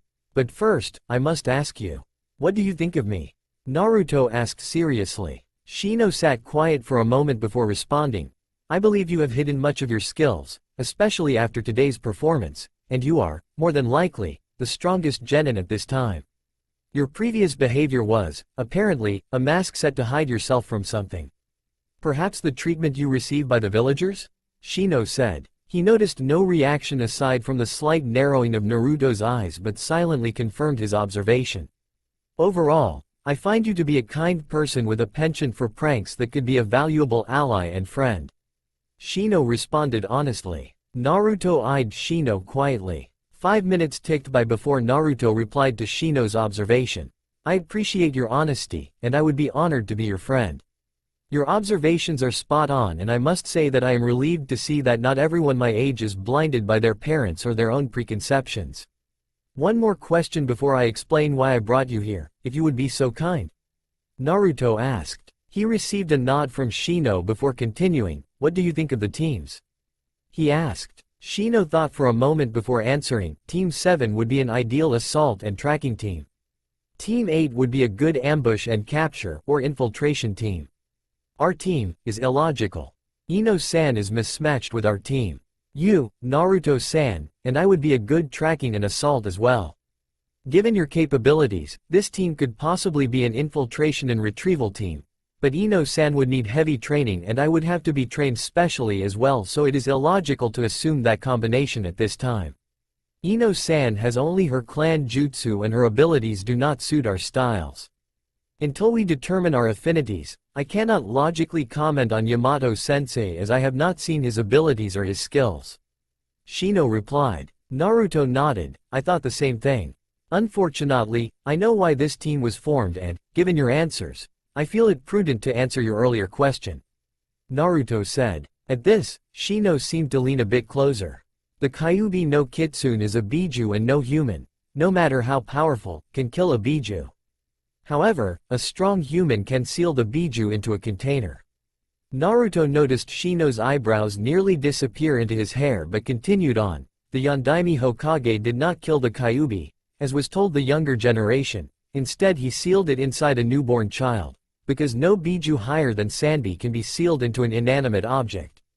He sealed it into me, Shino-san. Naruto said as he stared directly into Shino's eyes, air goggles. Shino was silent for a moment. Why would we be told he killed it then? He asked. Naruto sighed. You have noticed my treatment amongst the villagers. Imagine if the younger generation believed the same as the older. That I was the fox reincarnated? I would be dead, not that they haven't tried it already. Naruto answered. This answers your earlier question. Your Kikaichu can feed on Yuki because my chakra contains a low amount of Yuki. I steadily fed it enough, in a small amount, that it mutated and can consume Yuki. I hope you find it useful. Naruto answered. Shino furrowed his eyebrows. Why would you give me a weapon against yourself? Why would you give a potential enemy a weapon to kill you? Shino asked as he remembered the trust issues Naruto had. Naruto was silent for a moment before responding. I believe you are the best person to stop me should the need arise. You hold no prejudice for me being the container, as you yourself hold Kikaichu. You are taught to think logically before acting. You would also factor in that I allowed you to have these companions and act accordingly. Simply put, Shino-san, I have watched many of our classmates and other ninja that protected me when I was younger, and believe that you are the best suited to control me, should the need arise. Naruto replied. Shino silently went over Naruto's reasons before bowing his head. I am deeply honored to know that you would trust me so easily, Naruto-san. He said. Naruto sighed. I don't trust you completely, Shino-san, but I do believe in your decisions regarding my tenant. Naruto answered, getting a nod of agreement from Shino. Now, this team has a Mokuton user, which the first is rumored to have been able to control a Biju with his abilities. A Yamanaka who could tell if I was thinking of leaving or being disloyal to the village, even if it's subconsciously. And, you, who can eat my chakra and my Yuki. This team was made solely to control me and I find it extremely hard to work with them, let alone trust them, when their job is to keep me in line. Naruto said, answering the question of why he didn't trust his team. Shino nodded. It is logical, considering your situation. However, I understand what you mean. I appreciate you telling me all of this, Naruto-san. Shino said as he noticed the time. Naruto nodded. It is fine, please don't tell anyone that I know. I have one last thing I need to take care of before all of this comes out. Naruto said as he thought of the seal that was still being displayed on his back via his stasis seals. Shino nodded and replied, I shall honor your wish, Naruto-san. I hope you can come to trust me more. He bowed as Naruto put his hand on his shoulder. Naruto smiled softly. We shall see, Shino-san. He replied as he shunshined the two back to the training field before they parted ways. Naruto to his shithole apartment and Shino to his complex. Naruto walked silently back to his apartment as he thought back on his meeting with Shino. Suddenly, he remembered making the tea and setting the table for the meeting. Wait a second, I didn't do that. That was my clone, so I get the memories of my clones? Why didn't I notice this before? He thought. He shrugged a minute later and chuckled. Oh well, I'll just have to use this later. He walked up to his door and channeled chakra into the seal he had woven into the doorknob. It unlocked with a soft click, and he stepped inside. He made his way to his room as he heard the door lock behind him and the seal glow around the room before fading. He stepped inside and smirked seeing a sleeping Anko in his bed. She's so clingy, he thought before quickly stepping to his underwear, hopping into bed, and snuggling with his girl. But whoever said I didn't like it? Naruto thought as Anko's arms wrapped around him and pulled him flush against her body. He chuckled softly before falling asleep. Same night. Aburame compound. Shino walked into the compound at 8 p.m. He hadn't had dinner and walked straight to the kitchen so he could find something to eat. He walked in and was surprised to find his father sitting at the table with a cup of tea. Shibi was a good 5 feet 10 inches with a long black trenchcoat covering his body and the trademark goggles all Aburame wore. He looked up to see Shino walked in and allowed his son to make his dinner and sit before beginning his conversation. You are late, Sochi. That is unlike you. May I inquire as to your whereabouts? Shibi asked. I was with one of my teammates Tusan. Shino replied before he bit into the sandwich he had made. Shibi sat silently before replied, I see. Would it, perhaps, be Uzumaki-san that you were with? Shino nodded. Yes, Tusan. He answered my question as to my new hive. It was, most informative. He said. Shibi's eyebrows rose. What did he tell you? He asked curiously. Shino put down his sandwich and looked at his father. I am afraid that I have promised Naruto-san not to reveal his secrets until he chooses to do so himself. Suffice it to say that he chose to give me my hive and that it was not an accident. Please refrain from informing anyone of your suspicions for I believe that Naruto-san has earned his privacy. Shino replied seriously. Shibi stared at his son for a moment before nodding. I will do as you ask Sochi. However, if things get out of hand, I will have to inform the Hokage. He said. Shino nodded in agreement. I understand Tusan. I will simply have to ensure that things do not get out of hand. Shino said. Shibi smiled behind his trenchcoat and stood. I will leave that task to you then Sochi. Good night, he said before leaving the room. Shino bowed his head in respect and replied, thank you Tusan. Good night. Time skip. 1 week. Naruto's lab. The last week had gone rather well. Yamato had taught them tree walking and they had all got it down in 3 days. Naruto already had it mastered but made it look like he was working on it. He didn't want anyone to know his true strength until he removed that bloody seal from his back. Ino was, surprisingly, only a fangirl because she thought it would help Sakura to have a rival. That plan backfired and Ino was now working hard to gain some real kunoichi skills. She didn't seem to pay much attention to Naruto but had commented that her dad often asked about her team. Yamato was pleasantly civil to Naruto, much to his surprise.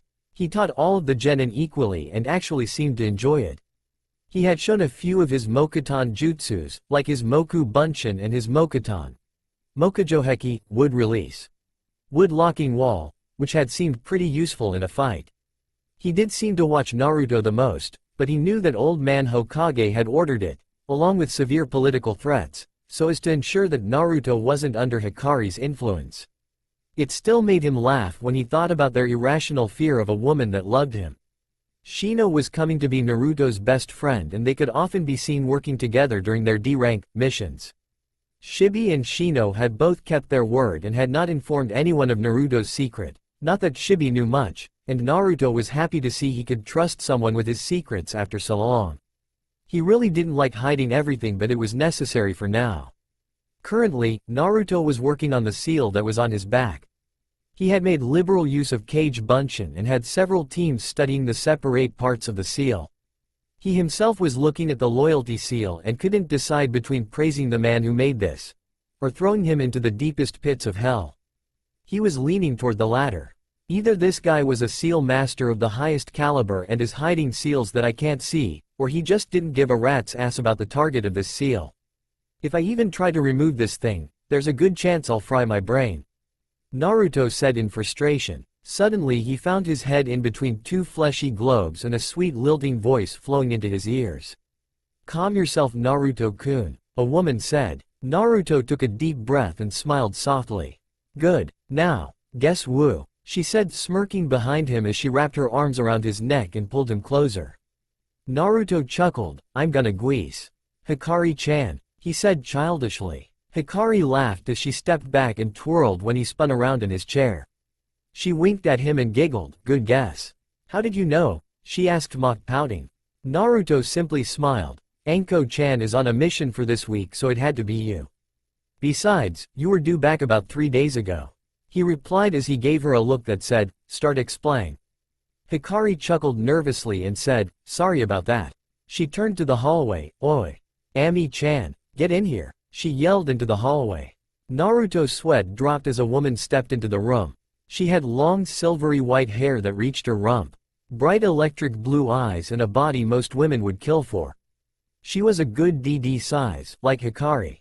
Her waist was slim but her ass was large and plump, perfect for fucking, not that Naruto thought that, yet. Her legs were slender but obviously held muscle by the way she walked. She had on a light blue yukata with simple sandals and she smiled warmly at Naruto. Hello Naruto-san, it is good to meet you, she said formally. Naruto sat silently before turning and glaring at Hikari. Who said you could bring someone here? He asked, angry that one of the only people he trusted just willingly gave away his hideaway. Hikari visibly shrank back. Ami-chan has been my friend for centuries, Naruto-kun. Besides, she's only here because you have an interest in Oropedo, she said, saddened by his anger. Naruto sighed and looked back at the woman. I apologize for being so rude but I have trouble trusting people and I don't know you one bit. My name is Naruto Uzumaki. May I ask what your is? I assume it's not Ami-chan, Naruto said with a slight smirk. The woman had a tick on her forehead for being called that but sighed and nodded. My name is Amatersu. Naruto looked at her curiously until she rolled her eyes and smiled. Yes, I am the goddess of the sun. I know you may be skeptical but consider who I came with, she said. Naruto looked over at Hikari, who was still rather sad that Naruto had gotten upset with her, and then chuckled, good point. Amatersu-sama, may I inquire as to your reason for being here? Hikari-chan said you were here because of Oropedo but, why? He asked curiously. Amatersu sighed and motioned to the table. Naruto nodded and the human, demon and god sat down. Naruto sent a cage bunshin to get some tea and Amatersu spoke. Orochimaru is actually the reincarnation of the 8-headed snake Yamata no Orochi. He seeks to regain his immortality and tear down the Kami's realms. Unfortunately, Kamis cannot directly interfere in mortals' affairs until a sure threat has been recognized. As it is, he holds only a bastardized version of immortality and nowhere near enough power to tear down the heavens. However, every Kami is allowed certain privileges. He holds the Kusanagi, which is actually my blade. I am allowed, by Kami law, to retrieve it from him, she said. Naruto nodded in acknowledgement. Hikari had briefed him on several celestial and demonic disputes in case they ever affected him through her. Naruto's clone had returned and set down 3 sets of tea for the people. Naruto noted that Hikari still looked sad and sighed. He leaned over and tapped her shoulder. She turned and found herself on the receiving end of a rather heated kiss. They broke apart slightly flushed and breathing hard. Naruto smirked. Next time just tell me you're bringing friends over. And quit being sad, it just doesn't suit you, Naruto said. Hikari smiled and nodded as a blushing Amatersu cleared her throat. The 2 future mates blushed and Amatersu chuckled. Good to see you two so happy. In any case, I need assistance in finding and fighting Orochimaru, so I was wondering if we could join forces, so to speak. I know you want to hunt him down for what he did to Anko-san. What do you say? She asked. Naruto looked to Hikari, who nodded. I think this would be a mutually beneficial thing, so yes. Your assistance would be most helpful, Naruto said as they shook hands. I would like to inform you that there's no way I can fight Orochimaru at my current level. Amatersu nodded. I know that, but we have time to fix it. Besides, we need to find him first. I have a feeling that he will come after this village because it stands for everything he hates and it's the place that denied him power as Hokage, she said. Hikari nodded in agreement. Right, he's awfully conceited that way. She turned to Naruto. We should up your training and try to find out how to do elemental manipulation. Naruto nodded. That's a good idea. However, this seal I'm working on comes first, he said. The 2 females looked at him curiously until he sighed and explained the seal to them. Needless to say, they were both pissed. Hikari was even a little mad at herself for not noticing it. Amatersu was livid that they could so callously treat another human this way. Naruto shook his head when they both commented on destroying something. We mustn't stoop to their level, girls. I will prove them wrong about me, but, even if I can't, I'll still protect those precious to me and say damn those who believe me to be a demon. Naruto said. Hikari and Amatersu smiled. Now let's get to work on this seal. Amatersu, if you have any knowledge, it'd be much appreciated. If not, then please make yourself at home. Naruto said. Luckily, Amatersu had some knowledge in seals and another view was always welcome. Time skip. 3 days, girls' night out. Anko had returned from her mission yesterday and had met the new female now residing at Naruto's hideaway. Naruto had given her 3 special seal tags that she had asked for and she patted her trenchcoat pocket happily. It had taken him most of the week to supply the chakra to them, but he was happy to help her out. He had also told her that she could reveal her curse mark removal, but to keep just WHO did it until he removed that pesky seal from his back. Anko smiled seeing the girls all sitting at a corner table and promptly ran over and joined them, discreetly slipping a genjutsu and sound disruption seal onto the booth. Naruto really is useful with those things, she thought happily as she took her seat next to Kurenai. Hello girls, she said cheerily. Hana smiled at her. Hey Anko. How's it going? She asked. Anko smiled brightly. Great, why do y'all ask? She replied. Hana shrugged. You just seem happier than usual, she said. Anko chuckled. There's a reason for that, but first, what were you girls talking about? She asked. Yugo sighed. Those anti-rape seals that have been going around recently. We can't seem to get our hands on some, she said sadly. Kurenai nodded. They only seem to sell them to the kunoichi who are sent specifically into seduction. That's not even mentioning the price, she said. Anko nodded her head as well but thought, well of course. Naruto-kun made sure that those girls got them first so that they could protect themselves. After all, it was child's play for him to get the list of girls from the administration building. Talk about low security, although, he can hide from Anbu. Hana shook her head. I just wish we could get each a one. You never know when they could come in handy, she added. Meanwhile, Higurashi shop. Naruto performed his version of the henge, the actual transformation because he pours enough chakra into it, and walked inside. He was a tall man at 6 feet 8 inches with a long black trenchcoat, sunglasses, a face mask, and a hat. He tipped his hat to Tenten who nodded and made his way to the back. He smiled seeing Hiroshi working the forge. Hiroshi looked up and smiled at one of his best sources of income. Ah Tatsumaki-san, it's good to see you. Those anti-rape seals are genius. They sell extremely well, he said smiling. Tatsumaki raised an eyebrow. How much have you been selling them for? He asked. Hiroshi smiled. You sold them to me for $50, but the demand was so big after the first batch that they have been going for about $200 to $300 per seal. We are making a huge profit, he said happily. I don't know the Ryu conversion, so sorry guys. If someone could help me out, I'd be grateful. Now Hiroshi was no bad guy, but he was a businessman and Naruto understood that. However, these seals were special. They were for preventing something that Naruto utterly despised and he was not happy with the price of his invention. Tatsumaki glared at Hiroshi through his glasses. Hiroshi visibly shrank because if he lost this resource he would lose a very large portion of his business. You mean to tell me that my anti-rape seal is becoming inaccessible to the very people that it was made to protect? He asked angrily. Hiroshi frowned. Most can still afford it, but your demands have been met.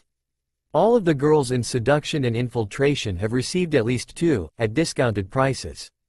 I just didn't think that the price would be driven so high, he replied. Hiroshi may have been a large man, and a retired chunin, but he knew that seals masters were very rare and very powerful. Tatsumaki sighed. Very well. Drop the price to $75 to $100 per. You still turn a profit and it becomes affordable to all kunoichi, aside from genin because they have no real need for it. If they do, well they will have to save, it takes too much time and energy to make them for any less, he said and Hiroshi nodded. Tatsumaki smiled behind his mask. Now, I have something you may be interested in. Hiroshi's eyes sparkled. Whenever Tatsumaki showed him something new, he was always assured something interesting. I know your daughter is a weapons mistress. Well, imagine if she could put a seal on her enemy that gave him a magnetic charge? He said. Hiroshi smiled brightly and the gleam in his eye brightened as Tatsumaki pulled out a tag and stuck it on a nearby wall. "Kai," he said as he focused chakra to it. Immediately, all the tools big enough to fly flew straight into the wall. Hiroshi's smile threatened to split his face. This way, even if the person dodges, they will probably get hit because of the magnetic field. "What do you think?" Tatsumaki asked. Hiroshi turned to Tatsumaki with dollar signs in his eyes. "How much and where do I sign?" he asked, earning a chuckle from his partner. Back with the girls. Anko's hand reached into her pocket and pulled out 3 tags before slapping them in front of her friends. Kuronai picked one up and her jaw dropped. How did you get these?" she asked, surprised. The other girls picked up their tags and surprise adorned their faces as well. Anko shrugged with a soft smile on her face. "I know the guy who makes them. I'm afraid I can't tell you who yet, but I should be able to tell you in about a month if my guess is correct," she said. Hannah stared at her incredulously. "How do you know this guy? He's gotta be a seal master to make something so complex," she said. Anko's smile widened slightly and she pulled down her collar to show her curse mark. Or rather her lack of curse mark. "It's the same guy that removed this thing from me. The same guy that saved me from being raped. So you can understand why I'm not going to tell you," she said softly. "What?" rang out across the table as the 3 girls sat stunned at what was just told to them. "Hey Anko, if what you say is true, then why doesn't he showcase his skills? He'd be heralded as a seals master," Kuronai said, shocked. Anko shook her head. "I can't say. All I will say is that he will come out eventually, but he refuses to do so now because he would be in danger," she said. Hannah nodded. "All right, I say we drop this matter until Anko tells us because I don't want to lose her friendship or her trust," she stated. Anko looked at Hannah and smiled. "Thanks Hannah-chan."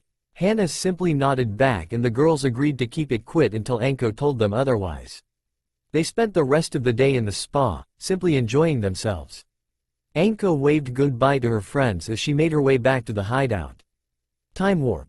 After Naruto left the Higurashi shop, Naruto had removed the henge, but bought some sunglasses that seemed to complete his look. He made his way back to his lab, after making sure no one was following him, and entered to find the groups of clones working with Hikari and Amatersu to try and unravel the seal in a way so as to not destroy his brain. He sighed as he sat down at his desk and looked at the seal again. He'd been working on it nearly non-stop and he was honestly tired of it. Hikari stopped helping the clones and walked over to Naruto. She draped herself over the chair and wrapped her arms around him. "What's wrong, Naruto?" she asked. Naruto leaned back into her embrace and replied, "I'm just tired of this seal." Hikari frowned. "Then why don't you let your clones handle it and work on something else? It's not like the seal is going anywhere," she said. Naruto sighed. "You're right, I just don't like the idea of anyone being able to control me like this," Naruto told her. Hikari nodded. "I understand, but it seems that the seal also transmits a chakra signal to the user, probably Danzo. You could place a suppression seal on it but he may notice it," she said. Naruto slumped in his chair before sighing again. "You're right. I'll wait till I'm closer to unraveling this before I suppress it. I'll try and unlock that last seal on my arm instead," he said. Hikari smiled and turned Naruto's head to kiss him lightly. "Good idea. Maybe we can figure out who that man is, she said. Naruto nodded and got to work. Hikari smiled seeing Naruto focus fully again, without distractions, and went back to helping the clones. Amatersu was watching and smiled seeing her longtime friend have such a good relationship with someone like Naruto. Hikari had told her almost everything she could about Naruto. Hikari knew that it was safe to do so simply because kamis did not interfere in the mortal realm, so she wouldn't give out anything. Besides, being friends for centuries helps too.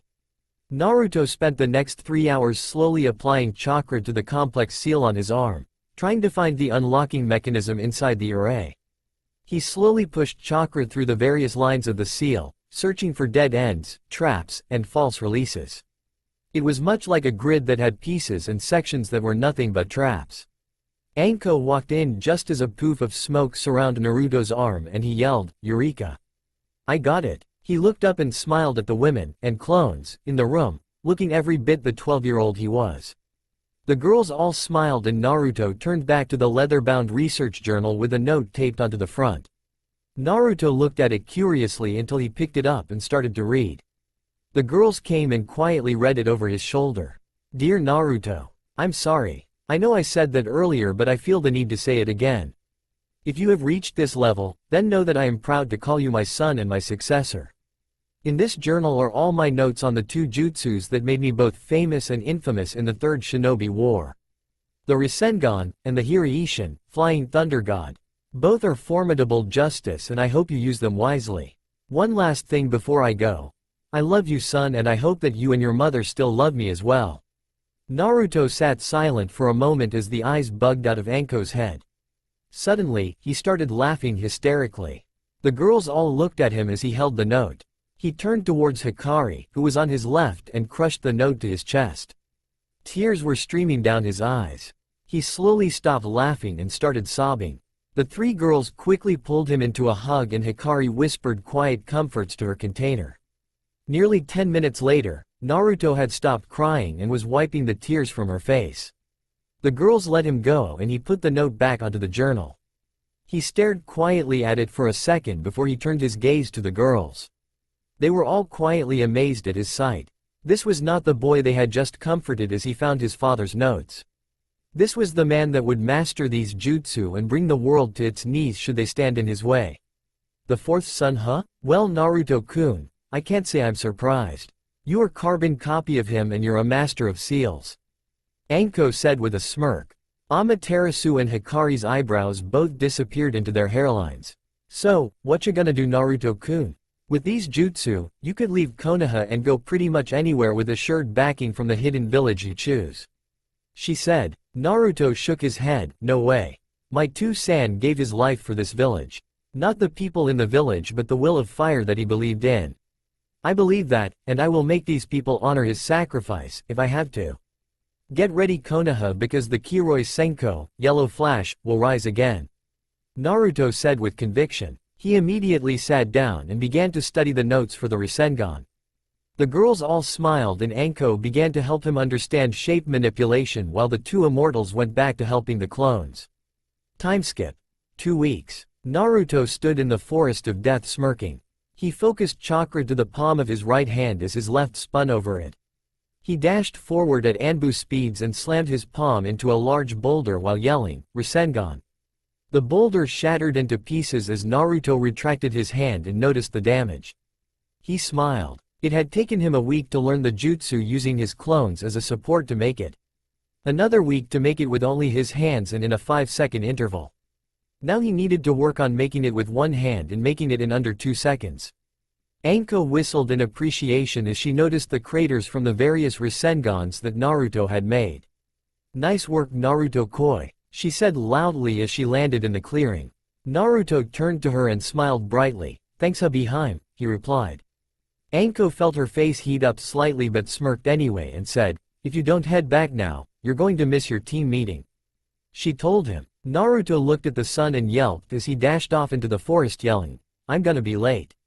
Anko chuckled and shunshined to her apartment. She had just gotten back from a mission and was dead tired. Naruto hopped out of the trees and into the clearing that was training ground 10. He landed just in time to meet with his team without any complaints. Naruto scratched the back of his head and chuckled. Sorry guys, he said as they all turned to him. Yamato simply smiled. It's fine, Naruto. You aren't late, but we have to hurry to get our mission for today, he said as he walked towards town and the Hokage office. The genin quickly followed their sensei and the group was soon standing in front of the Hokage. Yamato stepped forward and said, Team 10 reporting for their D-ranked mission, Hokage-sama. Sarutobi smiled warmly. Ah, Team 10. We only have one mission left for today and that's to paint Mrs. Hakurasega's fence. Will you accept this mission? He asked. Yamato nodded. Yes, Hokage-sama, he replied as he took the scroll. He turned to his team and said, Team 10 proceed to Mrs. Hakurasega's house and wait for me there. I have to speak with the Hokage about one of my previous assignments. His team nodded and walked out of the office, although Naruto eyed him warily. Sarutobi looked at Yamato and activated a silencing seal.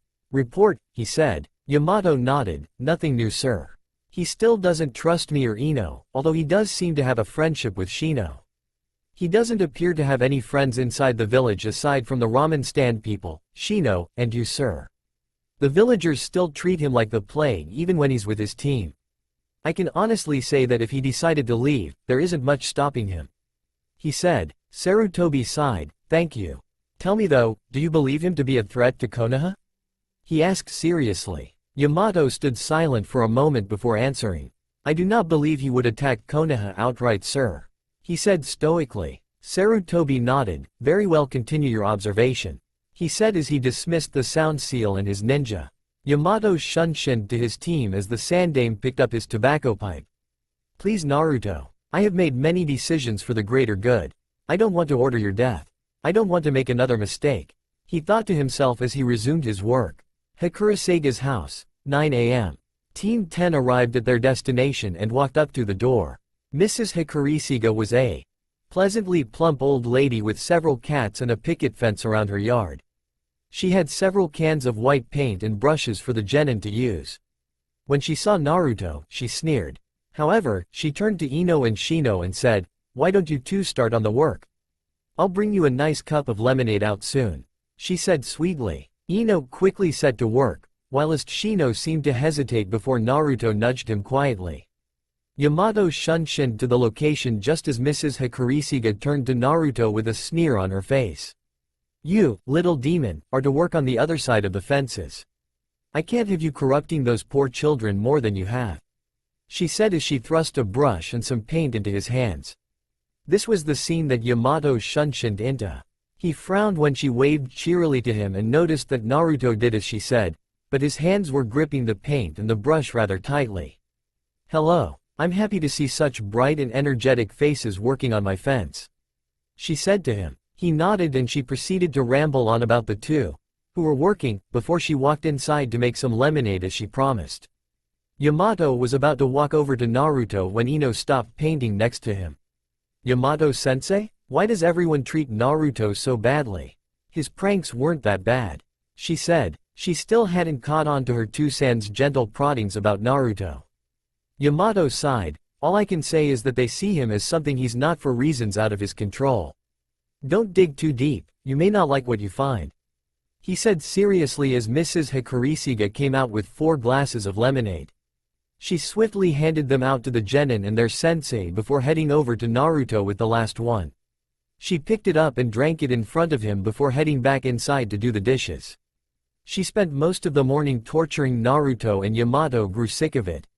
He tried to speak up but Naruto always seemed to comment about something else. He wondered about that as the mission came to a close and Mrs. Hikurasaga handed out the mission payment but refused to pay Naruto.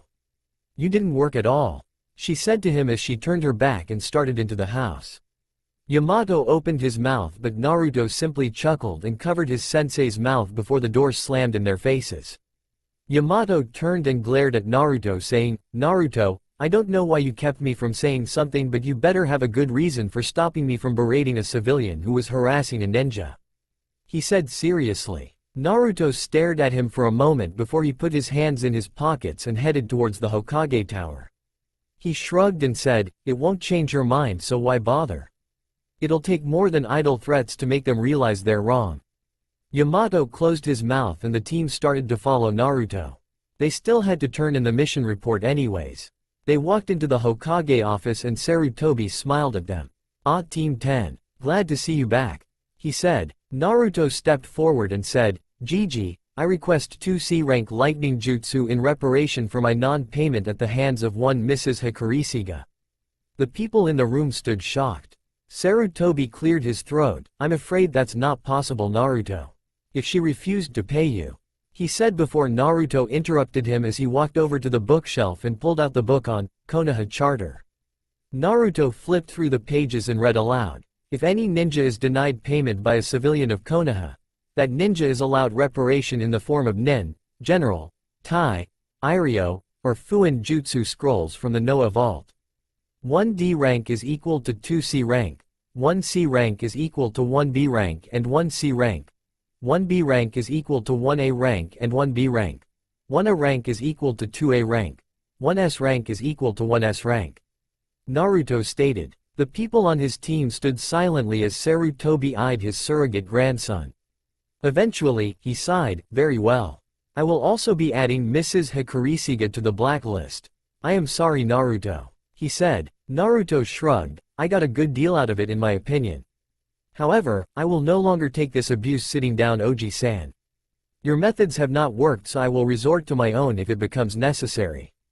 He said seriously. Sarutobi took a hit of his pipe and nodded sadly. Good, thanks Oji-san. I'll take those scrolls when I come in tomorrow. Ya ne, he said as he shunshined away. The room was quiet until Shino spoke. Well, that was a well thought out reaction. Well done, Naruto-san, he said before returning to his compound. The other 3 occupants of the room just silently went their separate ways, except the Sandame who was hoping Naruto wouldn't go overboard. Time skip. 2 weeks, 4 weeks since discovery of seal. Naruto sat in his lab smiling. He had just cracked the seal that, he was now sure, Danzo had placed on him. The seal obviously didn't take into account the applicant's body or mind when used and it was just too inhumane for the fabled Sandame to use. Danzo was another matter entirely. He nodded as Hikari and Amatersu congratulated him and helped him set up the sealing tags to destroy the seal and allow it to be seen. He got up and got dressed in his usual attire. He turned to Amatersu and said, if myself or Hikari doesn't return in a day, destroy this place and leave. I don't want you to be hurt, alright? Amatersu nodded, very well, just don't get hurt, ya hear me? She said with a smirk. Naruto smirked back, ya, geez you get more and more like Hikari every day.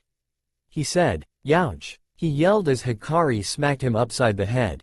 What was that? She asked. Naruto chuckled, nothing. Now will you go back to the seal? We have a grandpa to visit. Naruto said. Hikari nodded and disappeared. Amatersu kissed him on the cheek, for good luck, and giggled as he disappeared into the air. It was gonna be one hell of a day. Finally guys, this is over. If you enjoy it then please like, share and do comments.